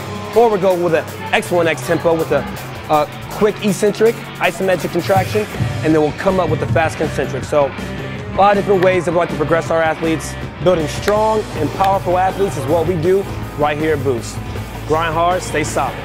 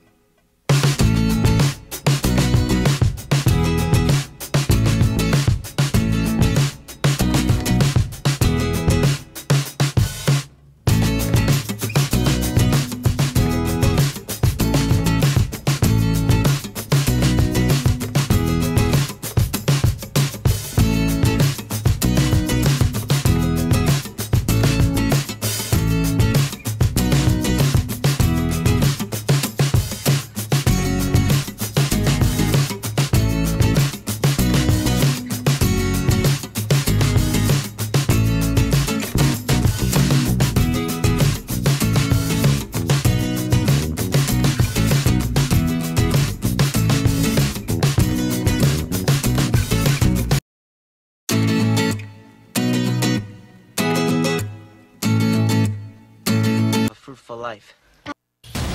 We're back to the Inland Sports Show. Here are your hosts, Pep Fernandez and Jeff Gorham.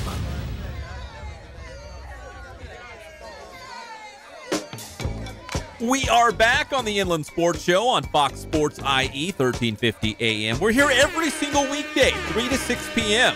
Follow us on Twitter and Instagram. That's Inland Sports Show.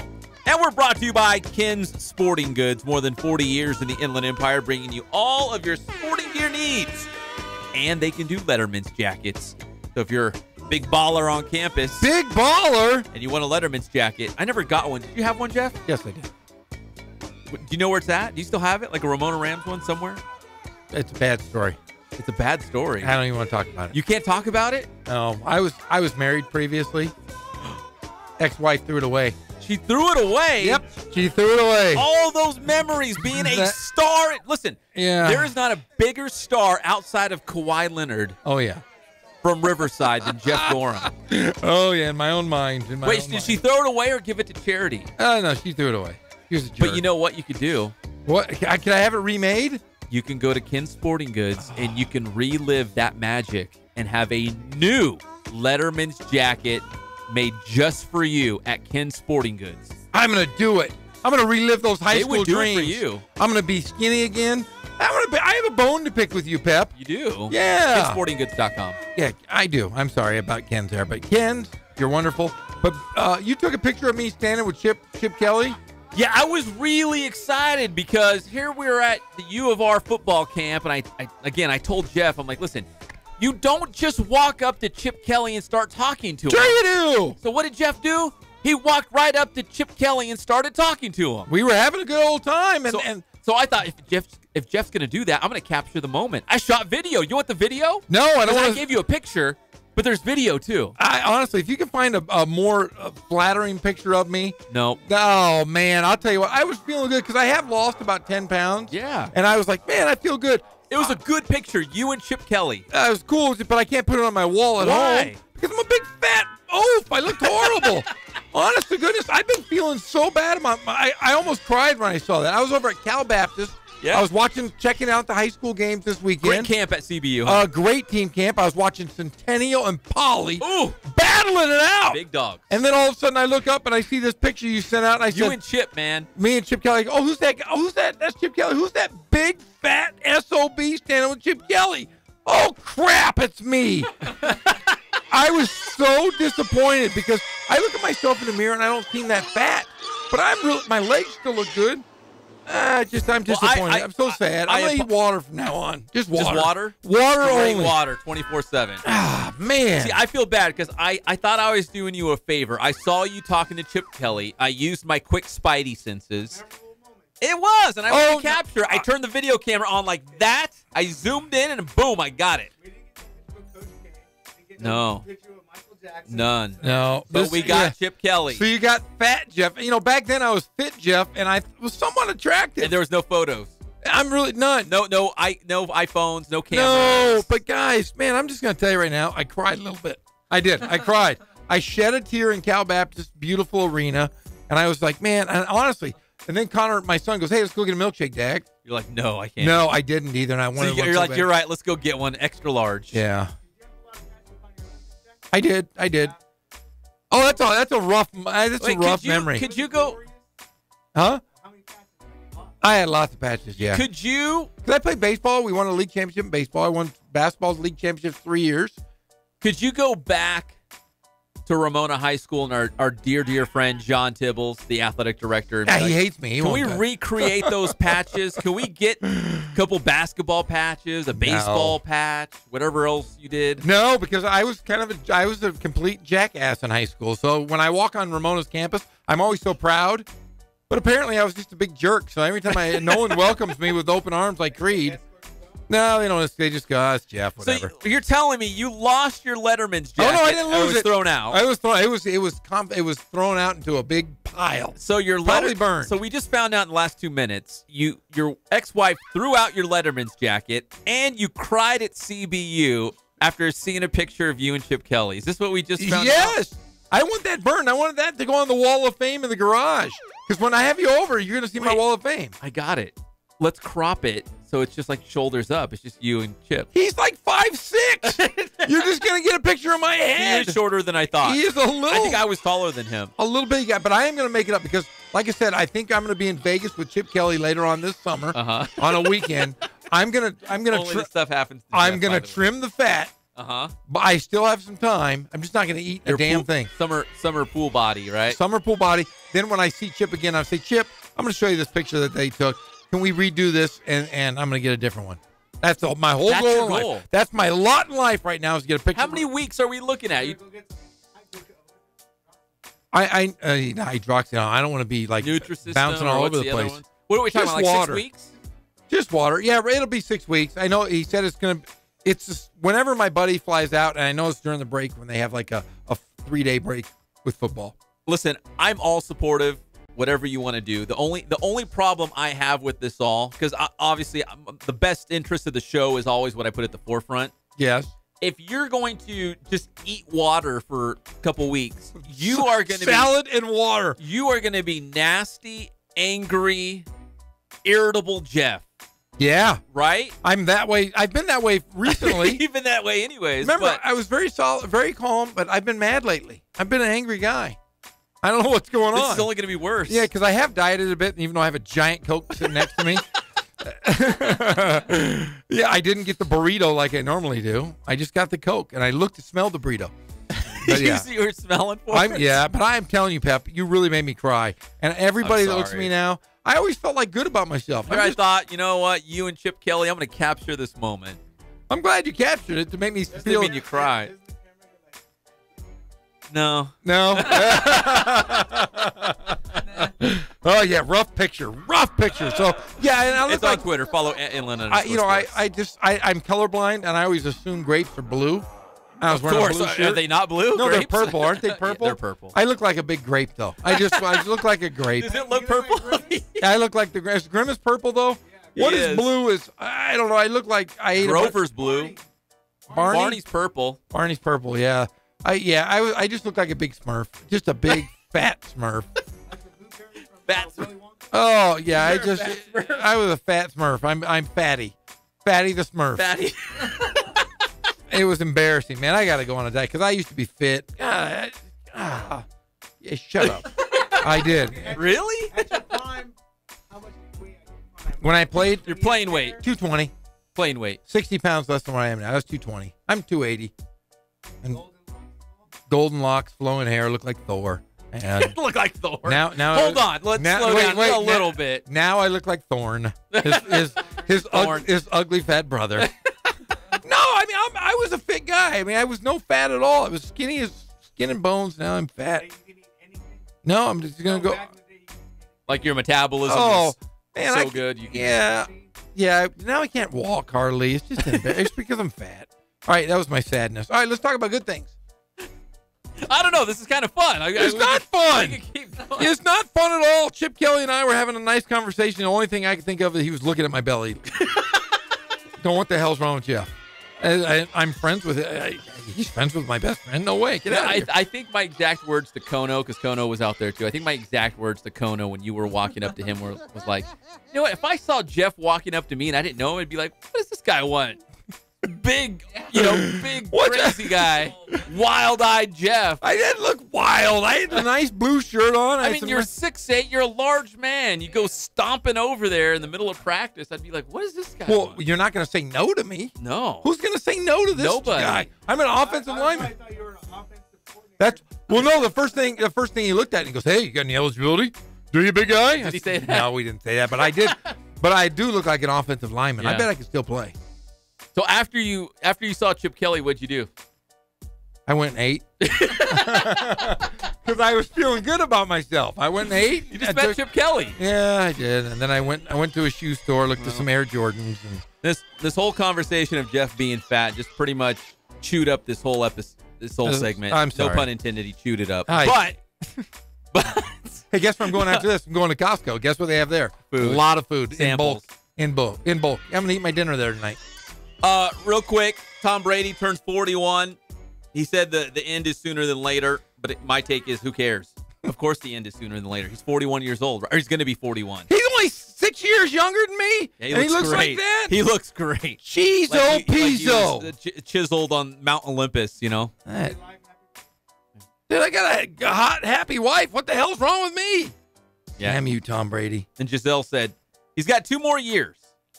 At least. That's what they've negotiated so far. It's 2 years. 2 years. What is she? Oh, she does make more than him.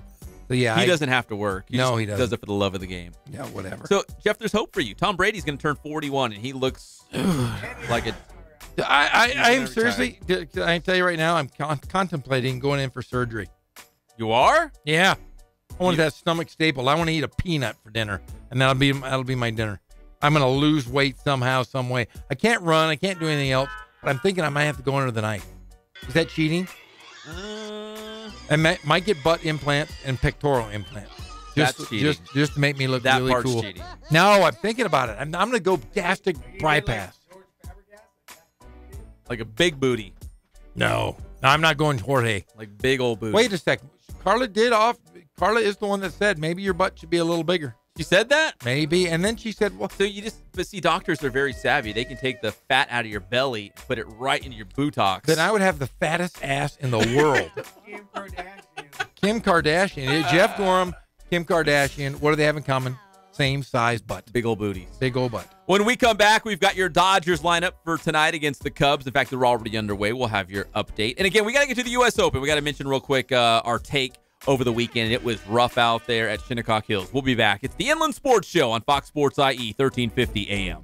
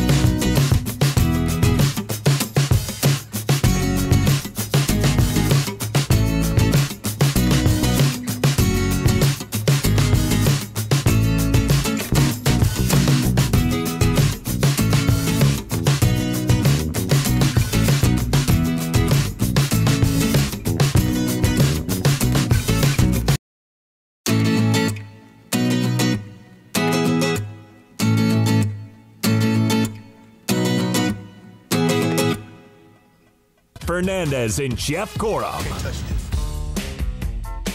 Oh, how about some hammer on a Monday? Welcome back to the Inland Sports Show.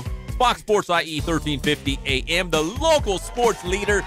Nobody does it like us. Don't settle for imitations. Exclusive guests, breaking news every single day. We're here from 3 to 6 p.m., and we're brought to you by Boost Performance Training in Corona with Coach Ray Bass. In fact, I just went on Twitter. They just tweeted out this new video, because when you go to Boost Performance Training, you can be dynamic. Join the Boost Gang. BoostTrainingSystems.com. Follow them on Twitter and Instagram. See all the cool things they are doing out there at Boost Performance Training. All right, so apparently there is a weather delay in Chicago. Just extra time to eat more brats and sausages and peppers. So they are in a weather delay in Chicago. Tyler Chatwood, the pride of Red Lindsay's Valley, was scheduled to take the bump for the Cubs. Maybe they'll still sneak in this game tonight. But we do know the Dodgers lineup tonight against the Cubs. My favorite part of the show. And again, because it's like a revolving door, it constantly changes day to day. Starting in center field and leading off for the Dodgers, young Jock Peterson. Hitting second and playing second base, and this is kind of a curveball, Max Muncy. Third base playing third, your boy JT. Cleanup hitter and behind the plate, Yasmani Grandal. In left field and hitting fifth, he's one of the top vote getters in the National League in the outfield. It's Matt Kemp. Hitting sixth, playing first base, Cody Bellinger. Hitting seventh, they've dropped him down the order. Chris Taylor, probably because Jock Peterson's been swinging a good bat back at the top of the order. Yasiel Puig, probably the best eight-hitter you're going to find around. He's hitting eighth and playing right field. And Kenta Maeda will be on the hill for the Dodgers if they can get this game in Chicago tonight. Lots of sausages and peppers. So there's a lot of variations of this Dodgers lineup, but if you'll notice, they're finding ways to get Max Muncy in the lineup. First base, second base, third base. I almost feel like they're moving around Bellinger and Kike Hernandez and some of the other guys just to make room for Max Muncy, to make sure his bat's in the lineup, because he's actually been hitting pretty well. And finally, guys like Jock Peterson and Cody Bellinger are starting to come around a little bit, showing some pop. And you know what you're getting with Matt Kemp. Well, he's been great this year. He's kind of the Cody Bellinger of this year's team. Remember, last year came on out of nowhere. Muncy was just 1 year removed from getting cut by the Oakland A's and didn't play baseball for more than half the season last year. So Max Muncy, Chuck Muncy, whatever you want to call him, has been the hottest bat for the Dodgers this season so far. All right, so the Dodgers and the Cubs, they are in a weather delay at Wrigley Field, so they have not taken the field quite yet. And Tyler Chatwood, the pride of Red Lindsay's Valley, scheduled to get the start for the Cubs against Kenta Maeda of the Dodgers. One other Dodgers note, Clayton Kershaw traveled with the team to Chicago. He pitched a simulated game today, and guess what? It went pretty well. Clayton Kershaw felt well after the simulated game, and fingers crossed, hopefully he'll pitch in 4 or 5 games. So maybe by the end of the week, Clayton Kershaw will get another start for the LA Dodgers. He'll be back in the lineup. Now, here's the thing, though, especially with a pitcher. It's kind of always the day after, the morning after. How's he going to feel tomorrow? He feels great right now, but how's he going to feel tomorrow after the simulated game? Yeah, that's the big question. We talked with Jim Clover last week about that injury, and he was compensating maybe a shoulder injury with his back, and it kind of threw him off balance. Maybe these weeks kind of caught him up. Maybe his mechanics are back in shape. Maybe he'll be fine tomorrow. Maybe we'll see him in 4 or 5 days. So the Dodgers are on a road trip right now. You guys have the Dodgers schedule up? Can one of you guys pull that up? I'm just curious, because if he pitches at the end of the week, I'm going to assume if he had a simulated game today, and he's going to pitch in another 4 or 5 games, he's not going to make a rehab assignment. I was holding out hope that we were going to see him here deep in the coop, because I know the Quakes are going to be back home against San Jose at the back end of this week, that he might be in a Rancho Cucamonga uniform. But if he pitched today in a simulated game, and they're hoping to have him on the mound in a real live Dodgers game by the end of the week in 4 or 5 days, he's not going to make a rehab assignment. Where are they at the end of the week? They're in New York with your Mets. So they go Bring it on. Friday, Saturday, Sunday in New York, and then they're at home versus the Cubbies. It's like Be careful what you wish for, right? Bring it on, and then Clayton Kershaw is going to be awesome. Yeah, Mets are hot. Well, the next 7 of their next 7 of the next 10 games are against the Cubs. Is it really? Yeah. So it's Cubs on the road, at the Mets, and then Cubs back home? Cubs at home. Oh, that's interesting. Yeah. All right, so Clayton Kershaw, if you're a Dodgers fan, hopefully we'll see him by the end of the week. It would be against the Mets. It'd be on the road at New York. All right, in golf, 3 good minutes of golf coming your way right now. The U.S. Open wrapped up yesterday from Shinnecock Hills in Southampton, New York, and it was tough. It was brutal. The scores were all high as Brett Koepka won it for the second straight year. He won the U.S. Open. He was at 1 over par, but it was good enough to win the title once again. Ricky Fowler had one of the worst rounds. On Saturday, he was 14 over par. Just on that round, not his total combined score. Just on Saturday, the 3rd round, he was 14 over par. But I think this speaks volumes of the kind of golfer and the mental attitude, the toughness that he has, because he bounced back on Sunday and went 5 under. So 14 over on Saturday, 5 over under on Sunday. Jeff, you'd never see something like that. That's unbelievable. No, and you look at that entire golf tournament with, the complaints about the fairways, the rough, the pin placement. Top 10 guys, Jordan Spieth, Rory McIlroy, Jon Rahm, and Jason Day, all ranked in the top 10, did not make it to the weekend. So good for golf. Tiger Woods did not either. Tiger Woods did not, but there were a couple high points that I think a lot of people have overlooked. A lot of people turned off after, during the weekend because of the play was so bad. People want to see him score high, but Fleetwood, how good was he that last day? Tommy Fleetwood, the Englishman, shot a 63. Yeah, 7 under par. Unbelievable. So guys did play well. It just took used to getting playing in that kind of environment. The winds were high early on. It tapered out. The pin placement changed. A little disappointing. The USGA came out and complained or apologized. Don't apologize. You did what you're supposed to do. You made the game hard. And the good thing is you had a winner that won twice in 2 years, both on Father's Day. So I don't think he's complaining. No. He played 8 good rounds of the U.S. Open the last 2 years. And like you mentioned, Fleetwood went with a 63. I mean, he fired a 63 on Sunday, which made things really interesting because Dustin Johnson collapsed. He unraveled. And then Koepka was nice and steady. And then here comes Fleetwood on the final day to really make things interesting down the home stretch. And it was Koepka holding on. Our guy Ricky Fowler, we just mentioned, he blew up on Saturday and then tightened things up with a great round on Sunday, 5 under par on Sunday. So he finished plus 11 for the tournament. Brendan Steele, the pride of him in high school in UCR, he was 20 over. And our guy Aaron Wise and the new guy, David Gazzolo out of UCR and also Riverside Poly, they did not make the cut like a lot of golfers did. And I think the cut was set at what, like 8 over par, I think, on Friday is what we were talking about when we did the show. So it was brutal. The scores were high, but I go back to, it was a level playing field. Everyone had to play the course. It's not like someone had an easier course to play on. They all had to play it. All the scores were high, and you could conquer it. Just ask Fleetwood. He had a 63 on Sunday. Yeah, only 6 players have ever shot a 63 in U.S. Open history. It's tough for a reason. Yep. All right, we come back here on the Inland Sports Show. We're going to put a bow on this one. We're almost done, but no Quakes tonight.